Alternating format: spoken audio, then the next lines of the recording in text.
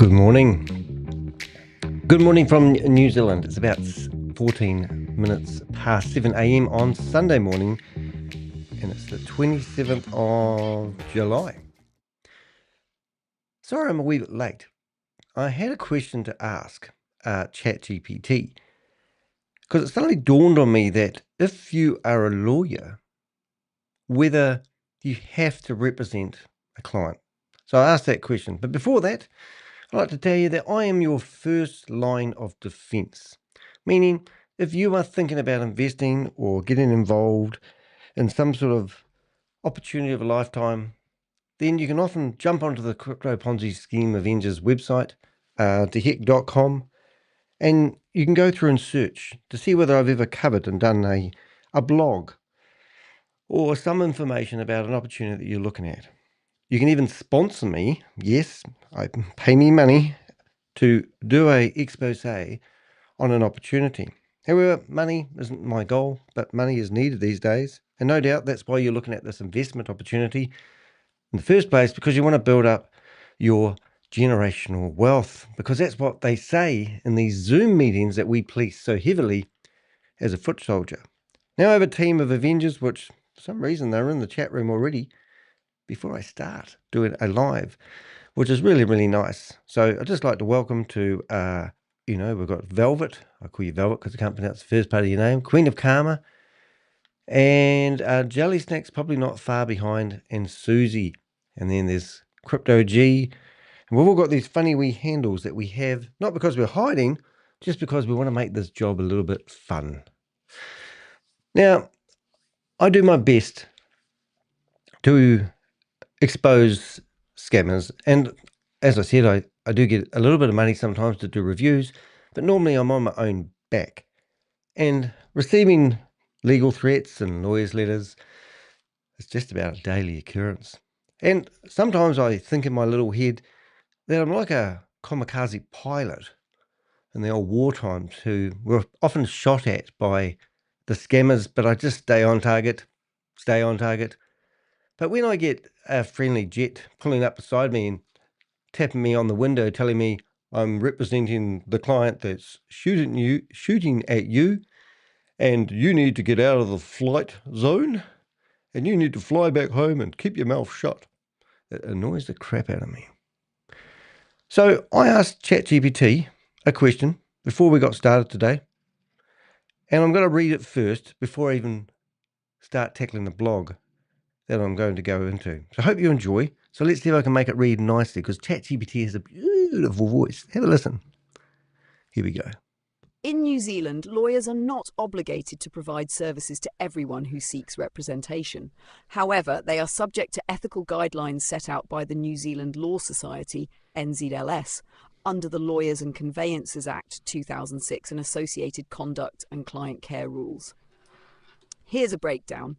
No general obligation to accept every client.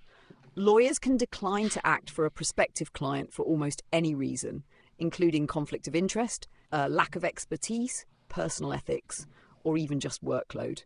They are not considered public servants required to serve all comers, unlike doctors in emergency situations, for example.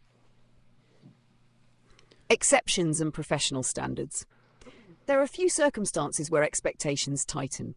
Duty to the court. If a lawyer is already representing someone, they must not abandon the case without good cause.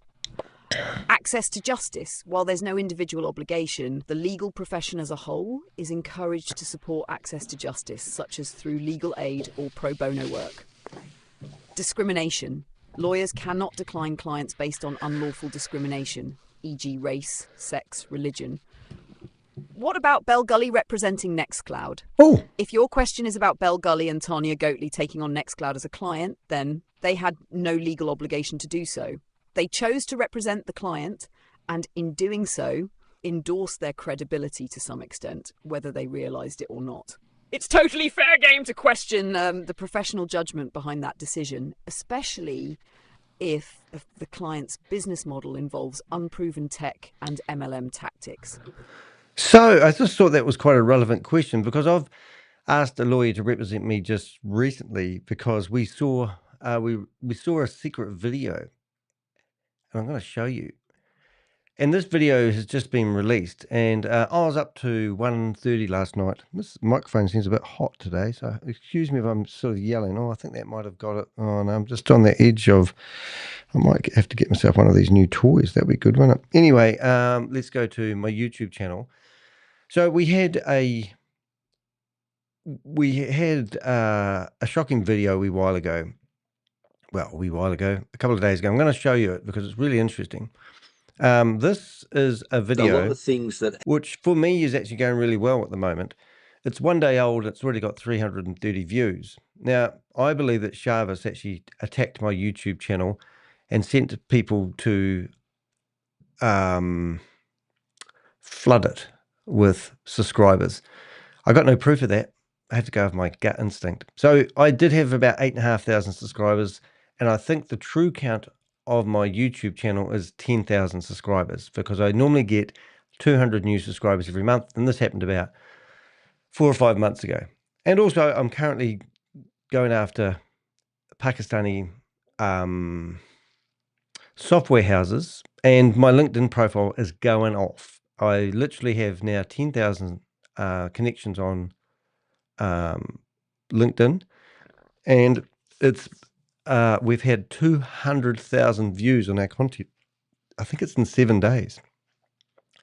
So when I saw this video, which I will play for just a second, not all of it, and this is what I saw in a secret video that I were not meant to be privy of. And this video has now been given to places like the FMA to watch, not now, but back then, the 9th of March, because this video fully exposes Chavis, Amnid Shadinky, and the start of it was a bit horrifying and made my heart sort of beat a little bit more than it normally would. But listen to the start of it. It speaks for itself. That's my music. That's So Chavis. basically, while we were chasing these cases against Danny de Hek, we got few things sorted.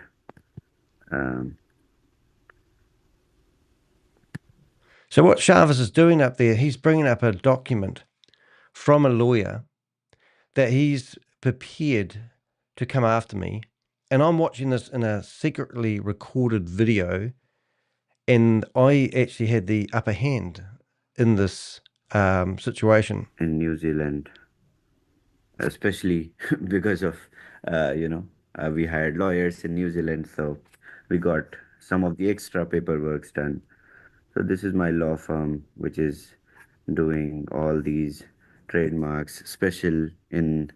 So I reached out to a very good lawyer and asked him if he would intercept what we can see on the screen here and contact that lawyer and tell him more about Chavis and his shady backgrounds, because this lawyer is representing somebody who's called Miranda Limited.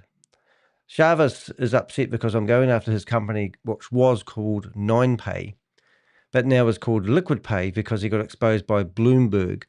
In a 10-month investigation, they exposed the company. So now this lawyer who's representing Chavis probably doesn't realize that Miranda Limited didn't exist until a few months ago. In fact, they set that company up so they could get an app in the App Store. So I thought I'd get my lawyers to contact their lawyers to give them the heads up. My lawyers come back and said, oh, we have a conflict of interest, and didn't want anything to do with it, which was a shock to me.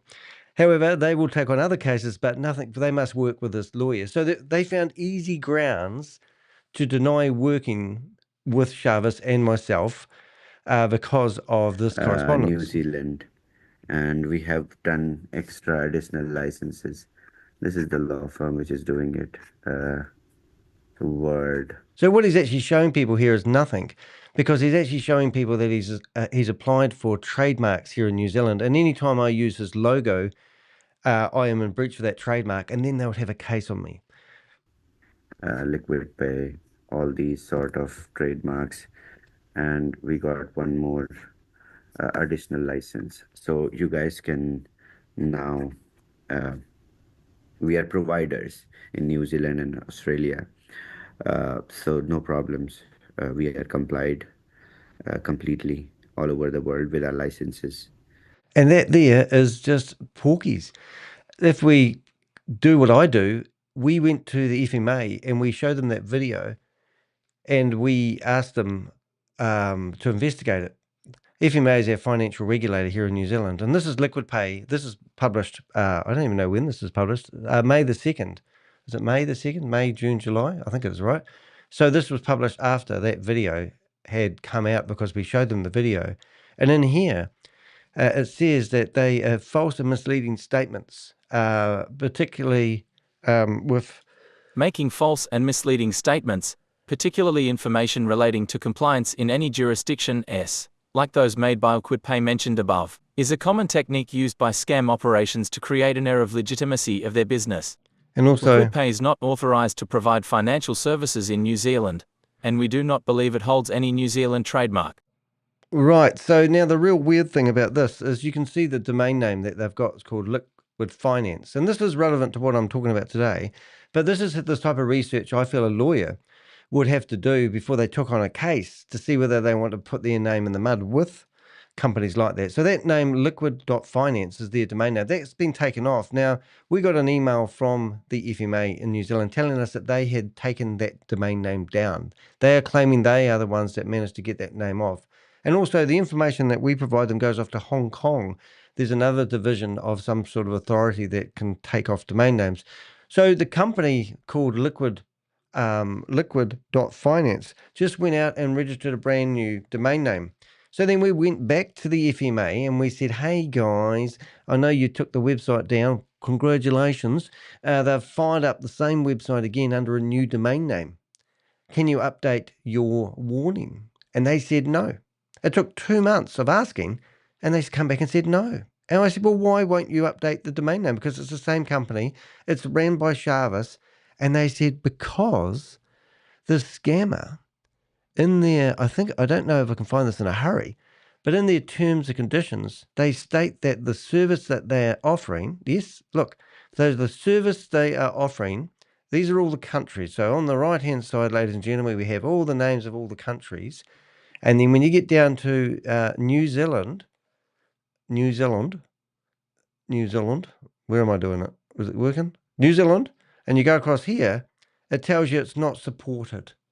So their services are not supported in New Zealand. So the FMA here in New Zealand have decided not to update the website because now they have hidden on their website that New Zealand is not supported. Can you believe the frustration that causes the Crypto Ponzi Scheme Avenger?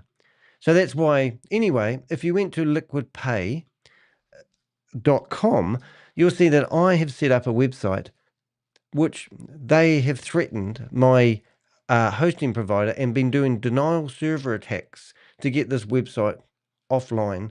But I have to stand my ground because I'm a foot soldier, remember? I'm the first line of defense. Myself and my Avengers are fighting these guys in the trenches to protect you. So in today's video, I'm really upset. And I'm doing something that most people probably wouldn't do. And this is quite interesting, but I'm actually going to have a wee bit of a tug at the lawyer who has taken on this case for this crazy company that claims they have a handheld computer that is strong enough to be a whiz-bang computer. It's like saying I'm holding up a bicycle that has the same speed as a Ferrari computer. And this is what this company is trying to sell or tell people. And I'm standing here saying, well, that doesn't make sense. This company's got no proof. And I've put all this in an email and I've politely gone back to the lawyers and said, hold it a minute. This isn't right. And there's no proof of claim. And they've come back and given me claims that newspapers, online articles have written, like Forbes magazine, to give them some credibility. Forbes have said this, and I've gone through and now I've investigated the whole lot, and that's what this video is about. Now, if I get waffly on this video is recorded live, so it does make me more vulnerable. So, lawyers, I might say things that aren't correct in this video. So you've got to give me a break. Anything I say, go do your own research, okay? Don't listen to a word I'm saying. I'm full of shit. Everything I say is just made up and not true. No. Everything I've done is what we call open source intelligence. That means that all my information research has come from their own websites. The information I scrounge around on the internet. I'm really good at searching for stuff. I'm an SEO optimizational specialist, if you want to put a label on me. But I'm very good at putting stuff out, content on the internet, and for it being found. That's what I pride myself on. And that's why I'm good at investigating. That's why I'm good at fighting these guys in the trenches. Now, if I do get carried away, as I just said, have a look at this blog here. Now, you won't believe me if I tell you this. I'm going to tell you anyway. But if you go to Sharvis's blog, this is now pinned as the main video on my YouTube channel. If you come down to these little wee words here, it says 333 views. Hopefully when you're watching this video and you go back and look at this, you'll see this up to 6,000 views. That's what I want. You click on that little word more and you get a very extensive description. The description in the video that you're watching right now has a link to the blog we're about to review. Now, I went through 1 hour and 57 minutes worth of videos, and I used ChatGPT to help me, but I grabbed chunks of the conversation, and then I told it to summarize it, and then I asked it to help me create a timestamp where people can go to certain parts of the video. And that's what I've done. But because I've done that, you can scoot to the bottom, and these chapters appear, and you can go view all. When you go view all, you can actually click on the parts and you can go to the certain parts of the video you want to have a look at. So one of these really cool parts is where Sharvis, now the new claim that's come from Sharvis is that I have caused him a stroke. And this is quite funny, but listen to this. Spare me. Is this being recorded? No. Okay. I forgot. No need to. Ah, naughty boy. So Sharvis has claimed that I've given him a stroke, and he's trying to sue me for $300,000 because I managed to cause him a stroke of all the stress he's having. So so what I did today, because I got a lawyer's letter from another lawyer of his, he's got quite a few, and this is the professional letters that we're getting from his new legal team, right? So I've got an iCloud email address, which is super fantastic. And he even tells us where Sharvis is meant to be residing. And it's his medical records, medical records from the hospital claiming that I am the person that caused him to have a stroke. You know, and this isn't my first. These are court appearances in Pakistan. I was meant to represent a couple of weeks ago. I was meant to be appearing in a. Now I have a paperless office, but I put them there because I like showing you guys. So we're getting a wee bit off target here, aren't we? But what I'm getting at is we put timestamps in these videos. You can find certain parts, and this enables me to create content. So what I did before I went to bed last night, I created a wee short. And you can see I've done this for other videos, and these wee shorts are quite good. Is this being recorded? No. Okay. I forgot. No need to. Ah, naughty boy. So if you guys want to help me, like, share, subscribe, and all that wonderful stuff. And as I always say to people, people think us YouTubers are just here to centralize, what do they call it? I don't know what you guys think, to be honest. I'm leading the witness, as Judge Judy would say. But I'm here to dramatize things. I'm not. I'm here to tell the truth. I'm here to fight these bastards. I'm here to clean your screen if you subscribe too. Look, there's Sadie, the cleaning lady. Don't tell you have got a dirty screen. I should get to clean my glasses because I'm always cleaning my glasses.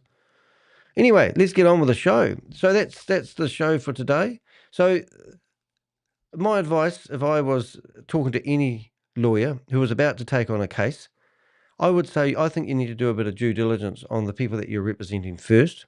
I think if you're, you know, lawyers are human. They can make mistakes.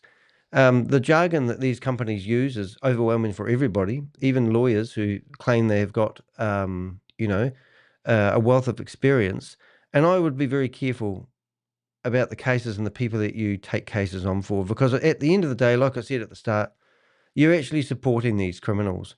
And I had to spend a lot of time, you know, reading this, making sure I got my facts right. And hopefully that you will agree The other thing I'm doing here is, you know, it really does actually upset me when a lawyer decides to back. I don't know why. Is it? I don't even believe it's the money. I think it's education. I think these lawyers don't really understand what's going on. The last big lawsuit I had was with Stephen McCullough. Now, this guy tried to sue me in the New Zealand High Court for $3.85 million. And then later on, they changed it because they realized that if they were going to sue me for so much, the discovery was going to be time consuming. And we asked them for $150,000 to put it into a solicitor's fund so that if and when they lost, that we would not be lumbered with all our legal fees. And that the whole court case turned into a battle on how long the court case was going to take. When I first got wind of the cease and desist letter, my knee-jerk reaction was to provide the evidence to their lawyers to show them that this guy is a scammer. So I did a 4-hour, 47-minute, 19-second, I think it's 19-second video showing all the scams that this guy had done in the past. And in fact, just to even take it to another level, because this video is going to go on if I start getting distracted, if we go to my website, you can click on playlist. And this is how it panned out. So we come down to our playlist. Here's the full playlist here of the case, right down to the part where we won. So an hour and a half before the High Court judge opened up the file, they filed a discontinuance. Even though the week before they had decided to pull out, but they couldn't for some reason, unless my lawyers agreed. I don't know the whole case because they had good lawyers. And they offered to pay all our legal fees if we just walked away. So we said yes. But then when we got the paperwork, it said, and I'd have to remove all the videos and any harm I've done. Since I've gone after this guy big time, massive, New Zealand landmark case, New Zealand High Court, the guy's never been seen. He was ordered to pay $27,500 worth of costs, and my costs were actually $33,600. 2 months after we won the case, the lawyer wrote a scolding letter to him. They said to us, because my hotshot lawyers have spent too long defending ourselves in a landmark case for $3.85 million, they said that we spent a little bit too much time, so they didn't get all their costs covered. So I was lumbered with $8,500 worth. Then, because I don't have any money, which means it's just a witch hunt, and that's what the lawyer, not the judge, said, they just went after me. I don't have any money. So it was what they call a slap or a gag writ, where they're just trying to shut me up by throwing money at lawyers. And those lawyers, I knew those lawyers who come after me because I used to own a business networking company. And one of the lawyers in their legal team was a partner of the company.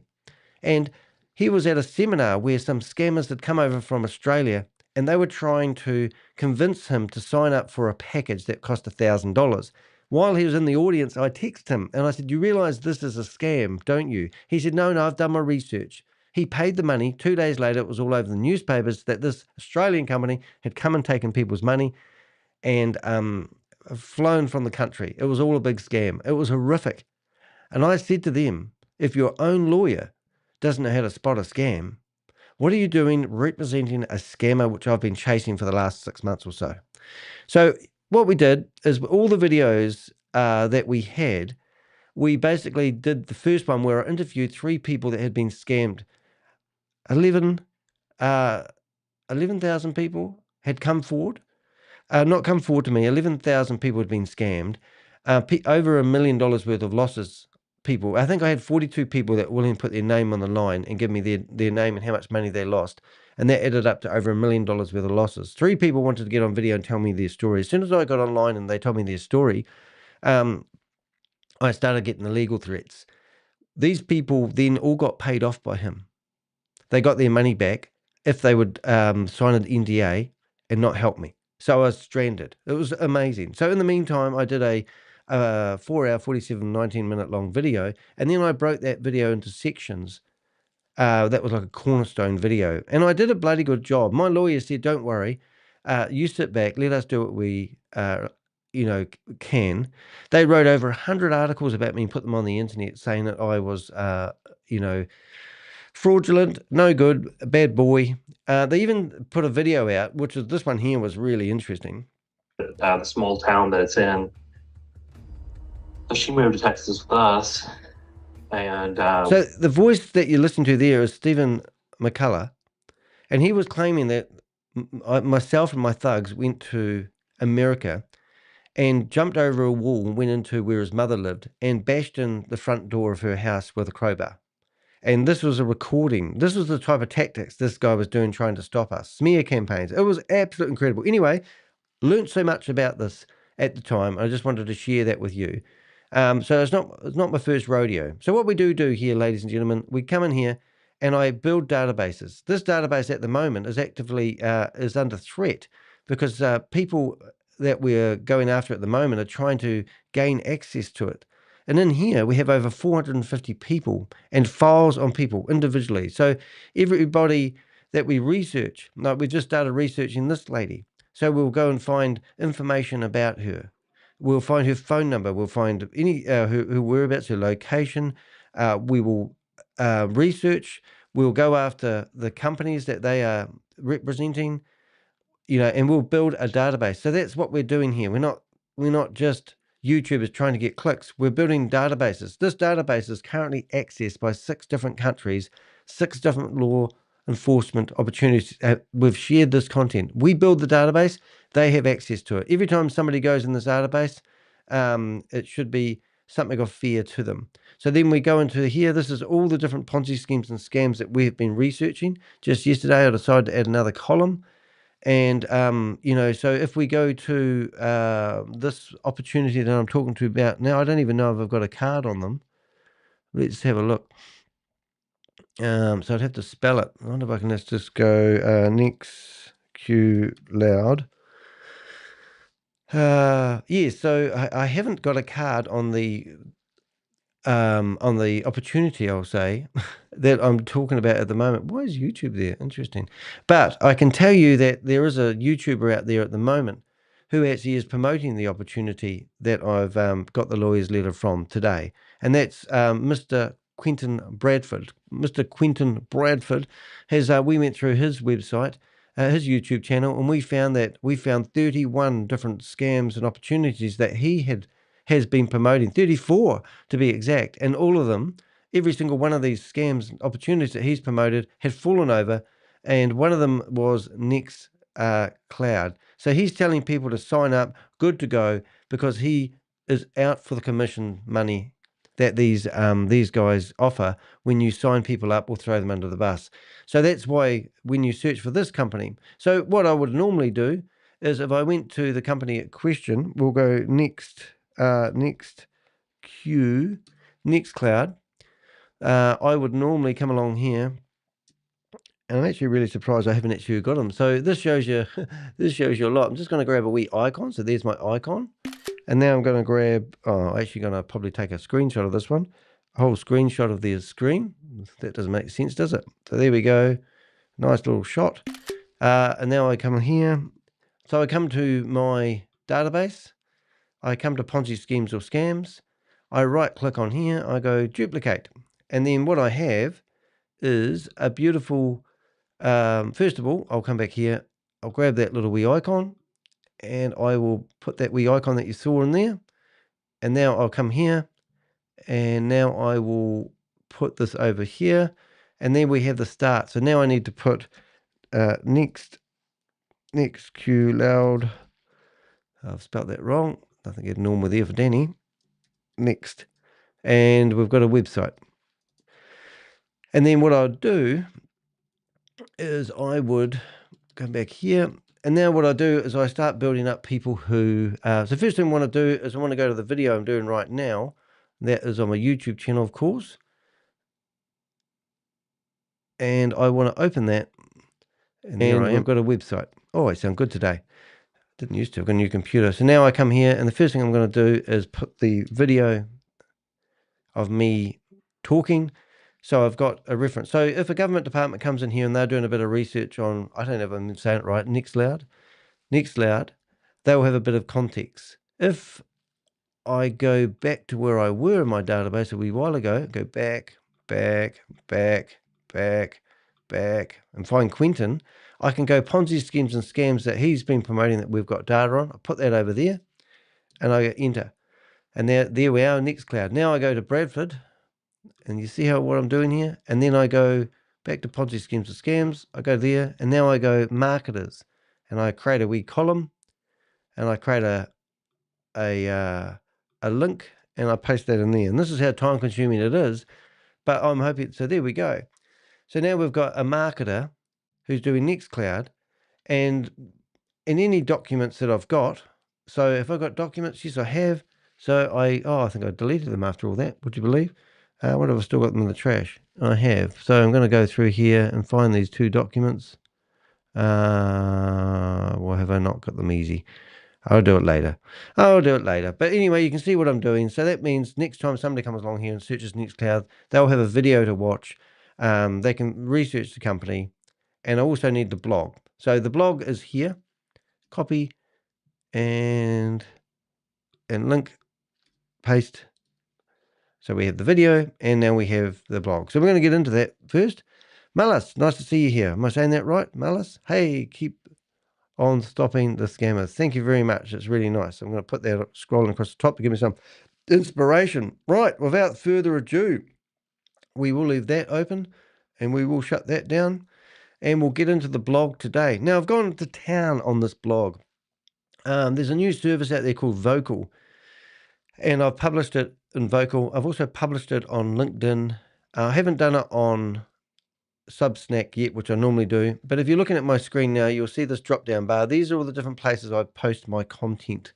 So RedNote, Reddit, Quotia, Patreon, Blogger, LinkedIn, InfoSeek Exchange, which I'm really excited about. It's a new one where people like me hang out. Substack, Vocal, and Press. So I'm having problems getting my content into Vocal at the moment, but see how I've got it all ready to go to publish. If I go to view my profile, you'll see that I've got, and then I'm having troubles trying to figure out how to get my stories published, and they keep getting rejected, but I've got to figure out how to do it. So it takes quite a long time to learn how to get stuff going, but we're working on it. And then also I have got the video that I'm doing right now. And that's me talking to myself. I always start those off silent inside my YouTube area. I'll stop that. And then the best one I've done is also I produced a blog. What a blog? No, a podcast. So if you listen Danny to this. de Hek. NexQloud's NanoServer So that's reading the blog. I'm just trying this for something new. If I click on more, you can see all the places where my podcast is actually broadcasted. And Pandora I never knew about, but that's where I get most of my views from for my so this is my podcast, and this is on what do they call that thing? Oh no, this is iTunes. And my actual podcast, if you're ever wondering, if you didn't know I had a podcast, you can go to podcastdehek.com, and this is my actual podcast. Where it's hosted by Buzzsprout. Now, Buzzsprout keeps getting legal threats, and they keep taking my content off. That's an everyday occurrence, which is quite funny because they don't like anyone saying defamation. So if you are the lawyer, you can rush off to Buzzsprout and tell them to take my content off, and they'll probably listen to you. Just saying, there's a wee tip for you. Don't know what that's all about. Overcast, the Ponzi scheme. So all these, you can see that my content is everywhere. Oh, not available. Pandora's not available in my country. iHeartRadio, which is really, really cool. Castbox, Podchaser, was it? I don't know what that said then. Pocket Cast. I don't even know, but you can see that the content goes everywhere. And then what that means is, and what the problem is this company, if we search for NexQloud and we search for it, then because I've posted my content on so many different platforms, that when you search for NexQloud, you'll probably find one of my articles coming up. And I thought I did this yesterday, and I thought that I was coming up. If I put scam on it, you'll see now the content comes up in the search engines. But you also see their other content comes up here. So they're trying to have a clean bill of health, and I'm here to cause disruption by exposing them. So let's get into it. So there's the blog structure. I'm going to start making this so we're going to read it. And I think you'll be amazed on how much research I've actually done to defend myself, because these guys want me to pay $5,000. But I'm actually starting to think there might be a motive here. And I don't honestly want to really say I'm going after the lawyers here, but I just want to give you guys a heads up on what it's actually like being a YouTuber fighting other people's battles for them. I've never invested in anything. Not once have I ever invested in anything. Oh, well, I can't quite say that, suppose, because I do have a little bit of crypto. But Ruby Play Network I have a crypto. Now, I didn't buy it. Somebody gave it to me as a gift, and I quite like it. And so I've kept it. And also Crypto G, who's our crypto guy, he says it looks pretty good, and he's got a few $100s, not thousands, a few $100s in it. So we do invest, but we don't invest in people that make claims where sign up for a membership. I don't invest in anything that's got anything to do with recruiting and all this sort of carry on. But I just want to be transparent with that when I say I don't invest. But I'm not somebody who used to be involved in the crypto industry and got I used to invest in and promote, and then I realized it was a scam. I've never done that. So I've got a clean bill of health, as they say. Okay, so let's get into it. After publishing, I'm not going to read it, but the introduction is meant to capture you and hold your interest. So let's see if it works.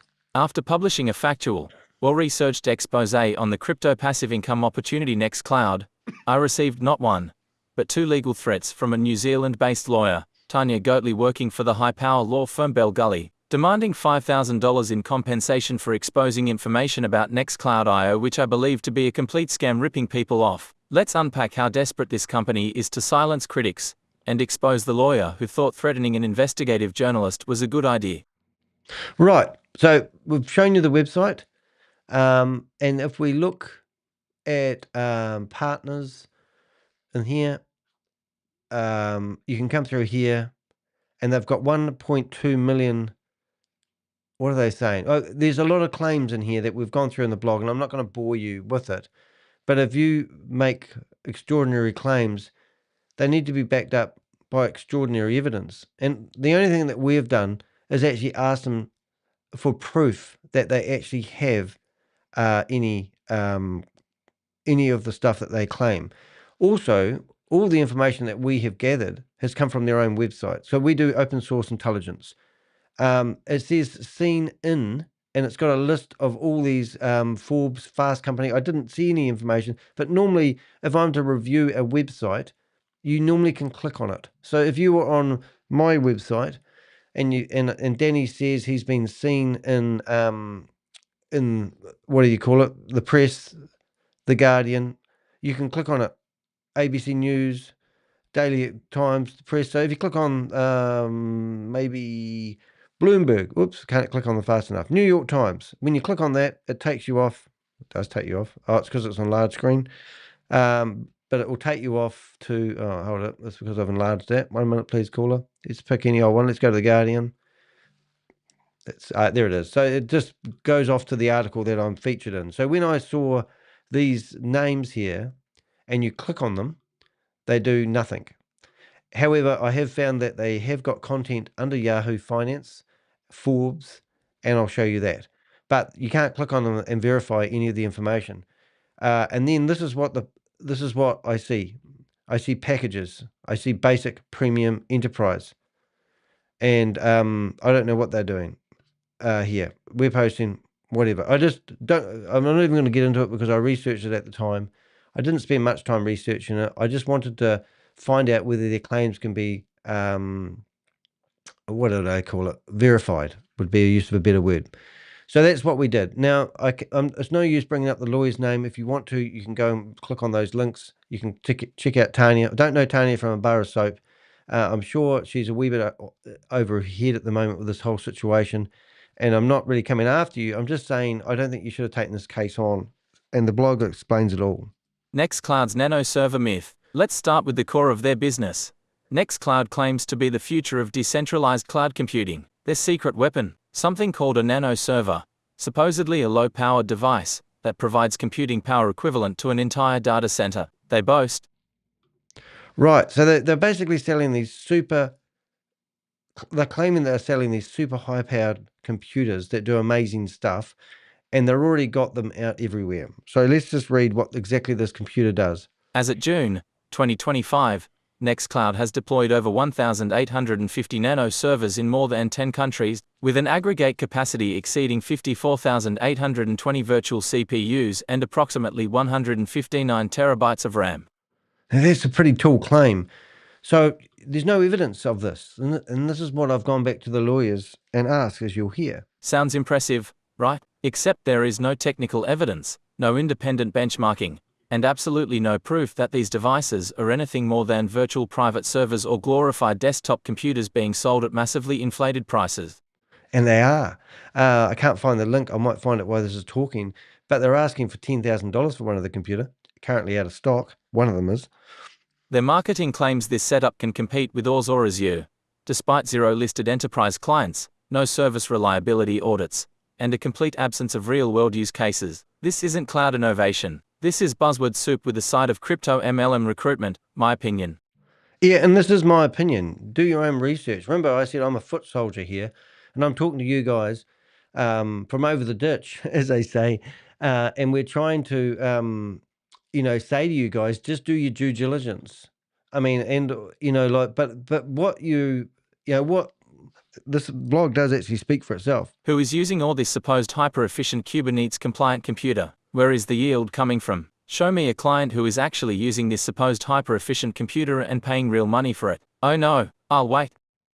Yeah, it's not going to happen. So have you ever heard of a NanoServer? I mean, it's a pretty good name, isn't it? So listen to a NanoServer, what a NanoServer is. What even is a NanoServer? In real-world computing, the term NanoServer has no standard definition. NexQloud has made up a term to describe a low-end, likely repurposed consumer-grade computer. Real mining rigs require specific hardware like ASICs or high-performance GPUs, not underpowered mobile CPUs in overpriced plastic boxes. Calling this enterprise grade is like putting racing stripes on a bicycle and calling it a Formula One car. Right, so these are the computers that people can purchase. Quantum AI Plus, and it's $10,000, right? And that's probably US, so that's more like maybe $15,000. Don't quote me on that, and don't rush out and buy one. And this tells you the specs of the computer that you see here. Manufacturer warranty 1 year. Apple provide, I think Apple provide 2 years or 1 year. I can't remember. Anyway, I think it's at 12 months. So nothing abnormal except the price, which is quite good. And this is another one. So they have got these nano servers that are available. But the one that we're talking about is the nano server. It doesn't seem to be for sale here unless they are all called nano servers. Oh, there we are. They are all called nano servers. So if you want one of these high-powered computers, you might be amazed what they claim they actually do. But the specs aren't Formula One racing cars, and that's hence the beautiful picture here today. This is more like a bicycle dressed up as a Formula One racing car. Took me 25 attempts to get that photo, by the way, just letting you know. Alrighty, so let's go down and see what... so in the lawyer's letter that we received, which we'll show you, this is what they quoted as true and factual. And this is where I think the lawyers got over their head. Through Tania Goatley, NexQloud made a truly astounding claim to me. Each NanoServer is a purpose-engineered device utilizing mobile CPU architecture to deliver computational throughput equivalent to traditional data center servers while consuming only 12% of the energy. This represents an 88% energy savings, corroborated by NexQloud's patent filings and independent media reports. Oh my God. So this independent media reports is going to be exposed here. Now we've got the world's most powerful computer generating amazing stuff, and then it's only going to use 12% of the energy that all the other computers uses. Extraordinary claims require extraordinary evidence. So I'm trying to control myself here because everything I say will be used against me in the courtroom. And I'll be forced to pay that $5,000. Or am I educating a lawyer? Am I saying to lawyers out there, are you over your head in the modern world? Is it possible that you might have taken on something too big that you can't chew through? And if you want me and my Avengers to just go through something and highlight all the red flags about a project or a customer that you're taking on, please do so. Because I'm getting sick of these what I thought were friendly lawyers, people stopping me from exposing companies that are making extraordinary claims. Imagine going into the pharmacies and there's pills on the counter and they say, we cure cancer. We bring people back from the dead. And then you go in there and you go to the pharmacist, you are a scumbag. You are playing on people's emotions. You're telling people that these pills that you're trying to make money from are going to cure cancer. And then somebody comes in and says, get out of the shop or we're going to fine you. We're going to fine you a lot of money because we don't want you in our shop stopping the sales. I work for the pharmacists. And that's what it seems like to me. Now, I don't know, after all that excitement, whether I actually read that paragraph. This is laughably ridiculous. If a single mobile desktop CPU device could deliver computational throughput equivalent to a whole traditional data center while consuming only 12% of the energy, then why aren't Google, Facebook, or Microsoft all using this miraculous technology? So that's just Danny logic. If this is so good, why do you need to have, people behind it? I mean, I haven't even done much research on this company. I just saw packages, claims, and I just basically used everything on their website and asked the question, well, can you verify it? This gobbledygook might pull the wool over the eyes of ignorant people who struggled to get through law school, but this is the equivalent of saying cold fusion has been invented or that someone can turn lead into gold like an alchemist. This is not realistically possible, and the fact that NexQloud's lawyers would parrot this absurd claim makes it obvious. They don't have the technical competence to see through NexQloud, which I believe to be a complete scam that uses crypto language to mask an obvious Ponzi scheme. Opinion. And that is my opinion. Do your own due diligence. I used to hate that word. We used to watch people in Zoom meetings, and we do watch people in Zoom meetings, and they keep telling people to do their own due diligence. Because these companies are rebranded every 10 minutes, the only due diligence you can do is normally on their website. And then they tell you that you're responsible 100% when it all goes pear-shaped in their terms and conditions, if they have any. That's not a real thing. That's marketing fiction. If their NanoServers are really capable of delivering enterprise-grade computing at 88% less power, then why hasn't any independent third party validated it? Yeah, that's what we're asking. As I say, extraordinary claims require extraordinary evidence. It's not rocket science. It's de Hek science. And I'm just politely sitting here as a foot soldier saying to you guys, what have we got? Medical record? I don't see any medical record. Anyway, I'm not going to say anything. Everything goes against what they want. Distributed delusion. Their so-called infrastructure NexQloud claims their distributed Kubernetes service DKS is fully operational in places like Virginia and Ohio. They also cite supposed public apps running on their infrastructure. But let's ask the obvious. Who is using these Kubernetes clusters? Is there any client actually running computational workloads on these servers in a manner that's profitable? I would hazard a guess that there are no profitable clients using this at all. Just more empty infrastructure claims with zero third-party validation, zero enterprise clients, and zero transparency. So imagine if I said, I'm going back to the pharmacist, right? So we're talking about medical claims. And the pharmacist is selling a product. I'm not saying this is associated to NexQloud at all, but the pharmacist is selling a product in his shop, which he has the right to sell anything he wants, as long as he follows all the crosses the T's and dots the I's. And he's saying that I've got a product here that will cure cancer. And then I've come along here as a consumer, and I've just said, oh, where do you come up with that claim? And they go, oh, I don't need to tell you that.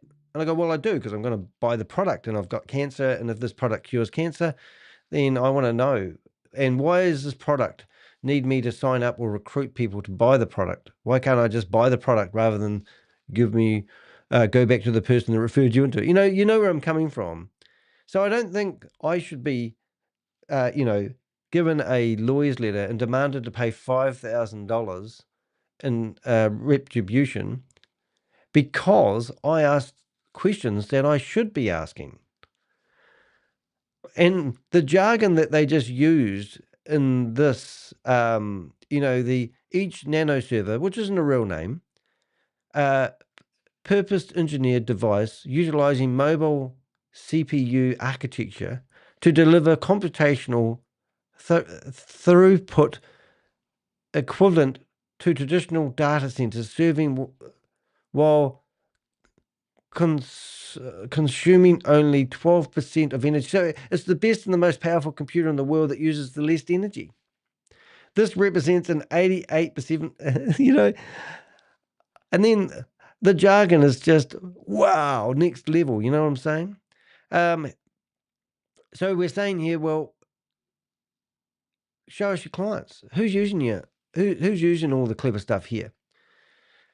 So let's go into the next extraordinary claim that requires extraordinary evidence. Their blockchain mining computers are a joke. Mining of Bitcoin or other mainstream crypto tokens requires GPUs or ASICs, not idle CPUs in home desktops pretending to be part of a cloud network, or even virtual private servers set up and running in the cloud. Instead, all we have are unverifiable claims, stock images reused from other places, and a company with no credible physical address. So there's another company out there, and I think what got me going when I saw this particular company, I just want to see if I can bring up a picture, but there was a company out there called Wee Global, and they come to Christchurch, New Zealand, where I live, and they had 5 events to be held, 4 in Australia and 1 in New Zealand. I rang up every single venue, told them that they were about to host a scam event. On the 3rd venue, the guy that was going to be in Christchurch, New Zealand, literally held up the plane as he got his bags off in Sydney because of the Crypto Ponzi Scheme Avenger. And also the newspapers were also there with TV cameras. So he chickened out. He didn't want to come to New Zealand because we had informed the FMA, and 24 hours before the event was held, they put out a warning, which spooked him, and he didn't come. And then he flew back to Sanctuary Cove, and they cancelled the next 2 events. That was how cool it was at the time. And that company was called Wee Global. They rebranded themselves after that to the blockchain era. And then they rebranded themselves to XPro, Zero Pro, and now they're called XPro. And then just recently, they've also rebranded themselves again. Now, I did a lot of digging and did a lot of research on that particular company. And I believe that the company that you're looking at, these computers, is probably, and I say probably, do your own research, the same company or the same network of scammers that we've been following. And the reason I come up with that conclusion is when I come through and look through their website, I found the same images. And also this company was going to produce a phone that was going to do crypto mining. And they were also selling computers where they were doing mining. And the computers, like the olden days, you could do crypto mining on your home PC. You have to have a really powerful graphics card. And the idea of having a computer lined up. So with this Wee Global company, which I'm not saying is the same company, the guy, you could buy a $10,000 computer from Wee Global. I said to the guy on the phone, I want to buy 50,000 of these what do you call it, computers. I want the hardware. And he said, oh, no. What you want to do is you just want to buy the cloud-based software, and you'll get a login and you can watch your computer mining. And I go, I'd rather have the computer sitting here so I can look at it and touch it. And he kept on pushing me into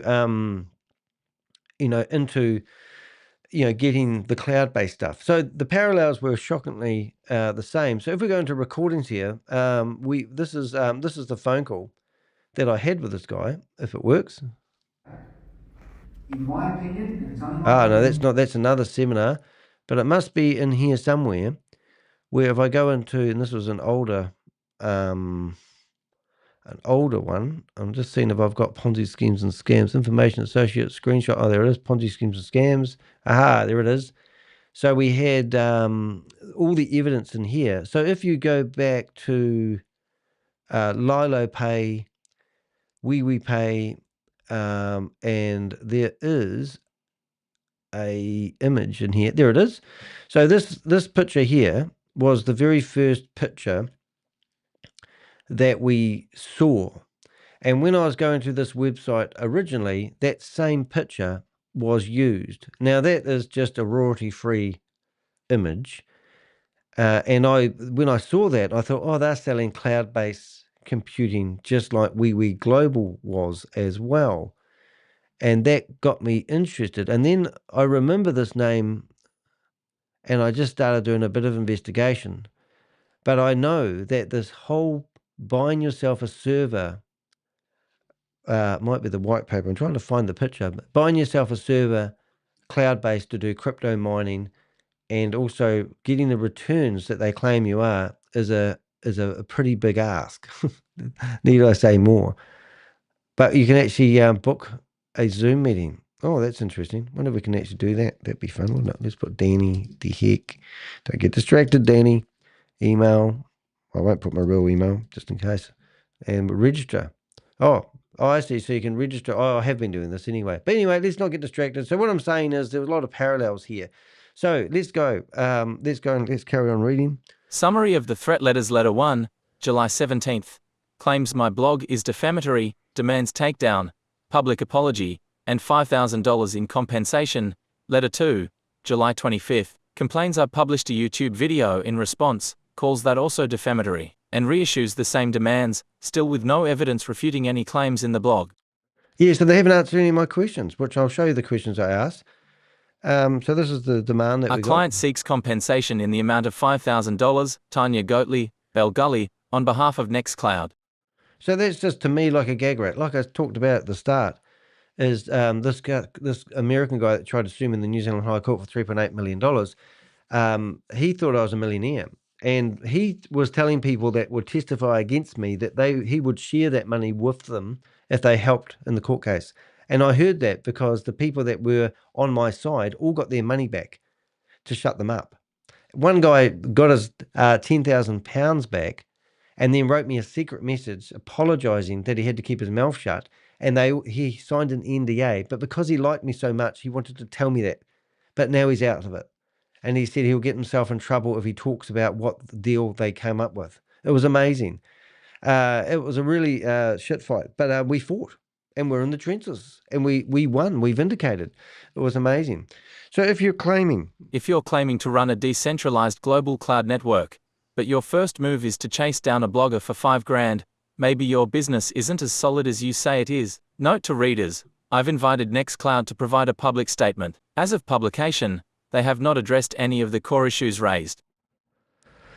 Oh, that's nice. Got people in here. Yeah, so I have actually asked them, and they're still allowed to, still welcome anyone to, like if they come back with all evidence of their claims, then why wouldn't I publish it? I'm not here to have a pissing competition with somebody. But these legal threats, I'll do a couple of paragraphs at the same time. Enter the legal threats. After I published my original blog warning potential victims, I received a letter from Tania Goatley, a partner at Bell Gully, threatening legal action. We act on behalf of NexQloud Technologies Incorporated. You have published false and defamatory statements. A client seeks compensation in the amount of $5,000. So let me get this straight. Rather than defend their technology or refute any factual claim with evidence, they decided to send a lawyer to bully a journalist into silence. Classic scammer move. Yeah, so wouldn't it have been just as simple to prove? Well, maybe they're pig-headed. I don't know. I'm assuming. I watch Judge Judy. I don't want to. I need evidence, and I want evidence. I just want evidence that their claims are backed up. The 10 countries that they claim that their technology is, where's your data centers? Why can't I ask that question? If they've got cloud-based services, are they all run on Amazon S3 servers? Who would know? Are they really able to generate what they claim? Provide me evidence. I'm not disputing it. Well, I am disputing it. But come on, guys. Extraordinary claims require extraordinary evidence, as my mate Rob Woolley would say. Their follow-up letter doubled down, insisting on payment and suggesting legal consequences if I didn't comply. Apparently, defamation now includes publishing quotes from a company's own privacy policy and terms of service. And if you haven't been in the courtroom, the real cool thing about defamation, so let's say Shavis, the guy that was talking about at the start of this video, decides that he's going to claim that I've cost him $300,000 worth of losses in his company. So now Discovery is this awesome thing where he would have to prove how much turnover he did and how I managed to cause him that much losses. So that means he would have to show us his books. I think that's what Discovery does. I think that's why we like Discovery, because we find out stuff that we didn't know. And that's why these guys don't often want to be in a courtroom, because it exposes them for who they really are.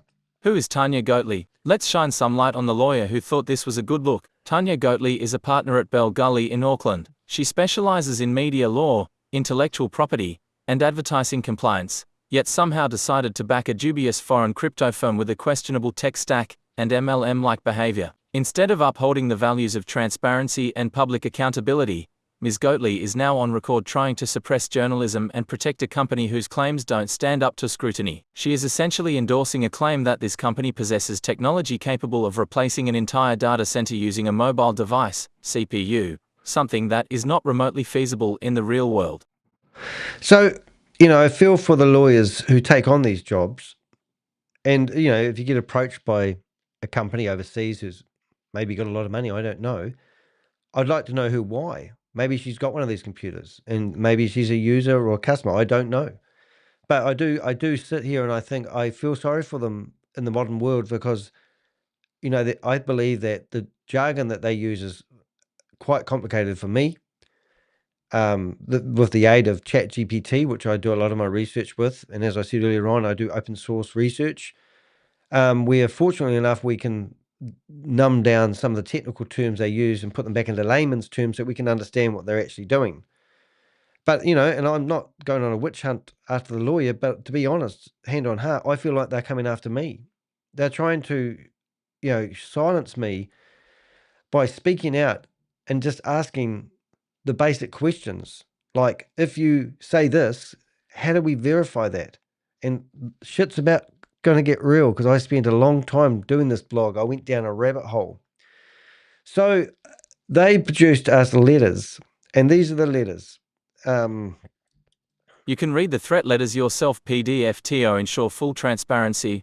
I've made both letters from Bell Gully available for download. You can read the exact threats I received and see for yourself just how weak the foundation of their complaint really is.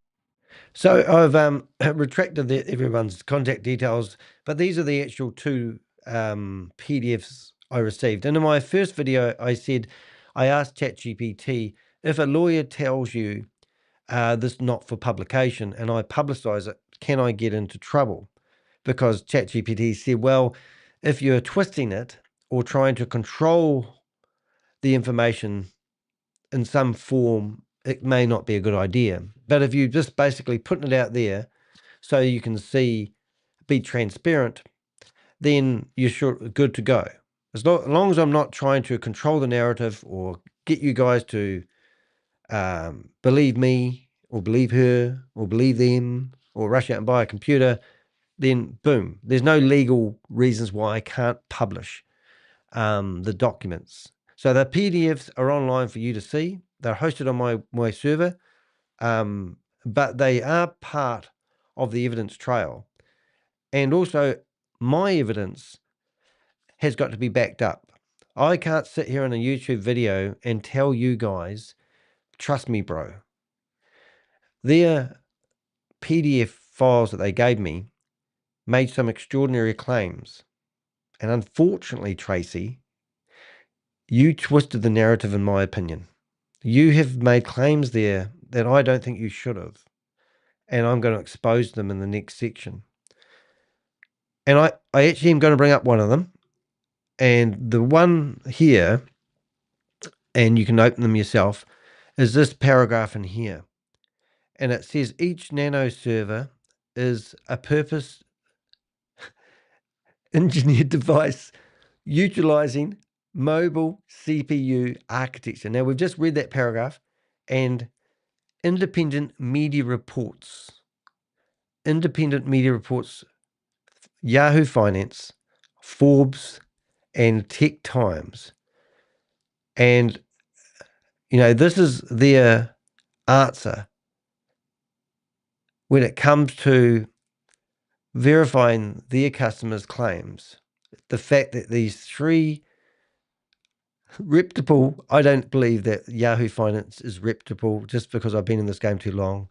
I've learned a lot more about Forbes recently and Tech Times, but that's what they're claiming. So that's the PDF. Go have a look at it if you want. But when you receive a big lengthy letter like this and you realize a lot of it is just, it's not even good stuff. I'm not even going to quote. You can read it and come up with your own conclusion. So, independent media. Let's have a look. So this is how it reads. NexQloud's lawyers claim that their outrageous NanoServer performance stats are corroborated by independent media reports, but after reviewing every single article they cited, from Yahoo Finance to Tech Times to Forbes, Georgia, Here's what I found. Not one was written by an actual investigative journalist, and most are blatantly labeled as paid advertising. Right, so just sneaking to the bottom of the article here, you've got author, that's me, Danny de Hek, known as Crypto Ponzi Scheme Avenger, not because I gave myself a name, but it was actually given it by the New York Times. A New Zealand-based investigative journalist specialised in exposing crypto fraud, Ponzi schemes, and multi-level marketing scams. His work has been featured in Bloomberg, New York Times, Guardian Australia, ABC News Australia, and other international outlets. Stop losing your future of financial... Stop losing your future your future to financial parasites. Subscribe, expose, and protect. And this is my tagline, and these are all the articles. Now, every single one of these articles I have never paid for. I've been contacted by a journalist, and he's asked me a whole lot of questions. I've answered, and he's produced the article, and he's also given me a writer reply. They're all in my favour. I probably do have one article out there I'm not proud of that was published over 21 years ago, only because it was fueled by my ex-wife and her fury as she realised it wasn't be able to keep the horses in the property we lived in, and she went to yeah. But you can find that dirt if you can. Go for it. I've got no secrets. Anyway, so that's me, right?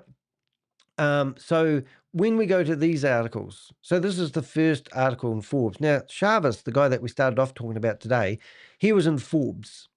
And Forbes, you can basically send them an article, pay them a wad of money, and you will be, so using Chavez and/or Sadinki, whatever his name is, he was congratulated for being in Forbes magazine India. Forbes magazine India, I don't know if it's the same for the one where this is published, but if you pay for an article, they will put it in there. It was not, he was not interviewed by a journalist. It was one-sided, and it was more like a statement or an advert. However, if you pay for an advert, it doesn't go in the printed edition. It goes in the PDF email mailer, and there's a lot of people advertising. But when people go, oh, you've been in Forbes, I've been on the front, well, I think I was on a 2-page spread in the New York Times. That's big. That's real. A 10-month investigation by Bloomberg, they produced also an article about my quest to name and shame individuals. And then they did a video, 10 months worth of research. I got interviewed with a film crew. They came in and set up lighting. We went down the street with the back of the car open. They're filming while I'm on my scooter. These are real companies doing real interviews. So if I want to, I can say I've been in the New York Times. I've been interviewed by Bloomberg. I've been in a small documentary. These guys are claiming that because they've got content, advertisements, paid adverts, paid placement in Forbes magazine, that this has given them credibility. And look how big it is. 3 paragraphs. My New York Times article is massive. It is probably, I think it was 7,500 words. Be lucky if this was 750 words. So 10 times bigger. So that's the first one I looked at. Then I went to the next one. Now, Tech Times, Carl Williams. I'm looking at Carl Williams and I'm trying to find out about him. There's no information about Carl Williams. I put this article into ChatGPT and I said to it, is this been written by a journalist? Is this, the paragraphs are exactly the same size. So there's 4 paragraphs. So I stand corrected. 1, 2, 3, 4. Very similar to the press release that we saw in the Forbes magazine. You could literally put this into ChatGPT and tell it to write the same thing but do it in a different way, and it will spit out a different article and carrot. But there's no questions. Even look, this photo that you see here, which is obviously made by, and I know it's made by because I create these images for website, is made by Midjourney, I believe. I'm looking at it. I can tell that that's been made by Midjourney, and that's the people that make graphics. This photo, it says NexQloud Technologies Inc. Is it insinuating this photo is their computer? Is it telling us that they provided the photo? Or what is it? This doesn't have any journalist written it at all. This is just a statement and it's zero proof. Next one is Yahoo Finance. And you come down here and I researched who wrote this. Editorial these are editorial. So I did do a bit of research, and you'll find out about it in a second. But once again, it's not an interview. It's just a statement. It doesn't give them credibility. It doesn't say, we contacted Microsoft and they were amazed. We interviewed Bill Gates and Bill Gates had an opinion. When they normally do articles in the newspaper, they normally get somebody who's got an opinion about Danny de Hek to have their 2 cents worth. It's quite amazing. So if we, like if we did, let's say we went to let's go to my website, and we go to this beautiful video here that we've got of Bloomberg on the cover. You are a real piece of shit. Now, I provided that that video, and you can actually see it's got my name. Well, you can't see, but it's got my name in the top corner. But if I went to... If you believe I have taken your money, you destroyed your dream when you stopped believing in me. There are 2 sides to Sam Lee. Hi, I'm Sam. I'd like to introduce... So you can see the Crypto Ponzi Scheme Avenger. It's me. I could talk about Sam Lee for 20 weeks. I see a lot of people that are drawn into these schemes.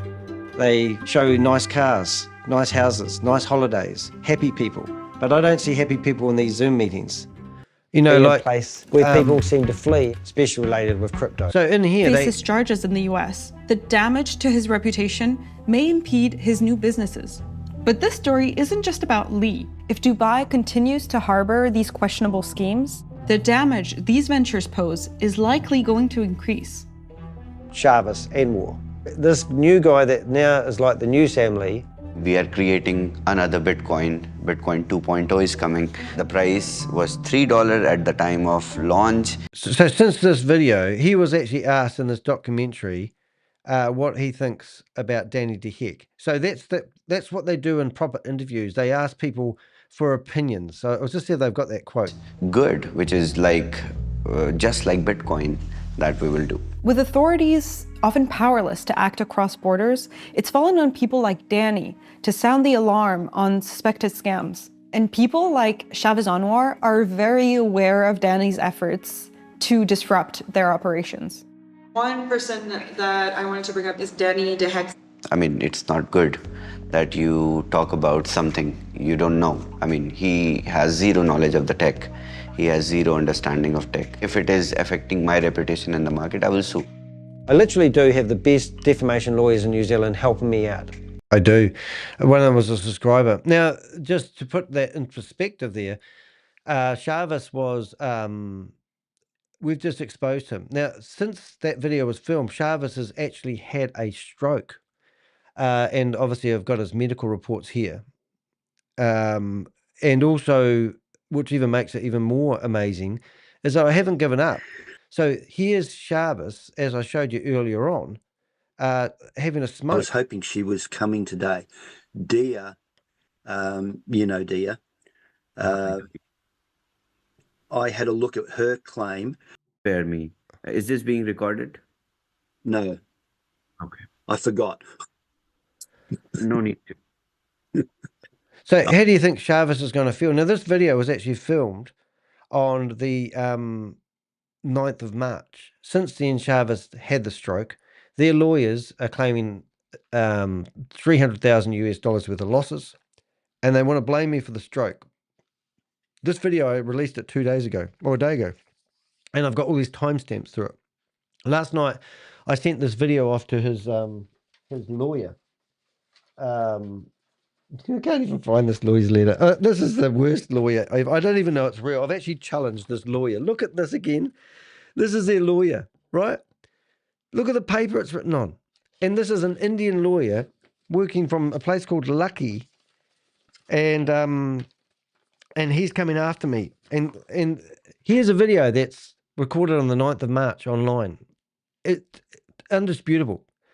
But, you know, once again, in here, this video, I sent this link off to his lawyer who wrote that letter, said, you better watch this video of your client before you continue representing him. Because in this here, you can see I've gone through and I've spent the time. I spent 4 hours of my life doing all the timestamp and chapters and going through everything. In here, they've even claimed that they can manipulate the price of their token by a wallet address, which Carl Miller was alleging he was moving money around, which was causing their fake token to go up and down like a yo-yo.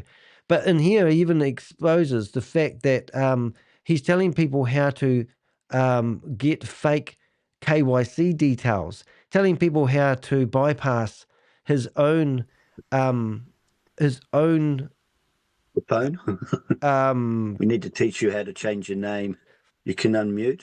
Sorry, he's teaching people how to set up fake KYC details to forge, the security. It was amazing. But anyway, that's what we're doing. So why I started going down that track is these statements here that they're claiming to give them credibility haven't been written by a real reporter. I've been around enough reporters to know how it works. So trying to allege that the articles that you provided me are giving this company credibility only makes, I have to say it, it has to make the lawyer red-faced.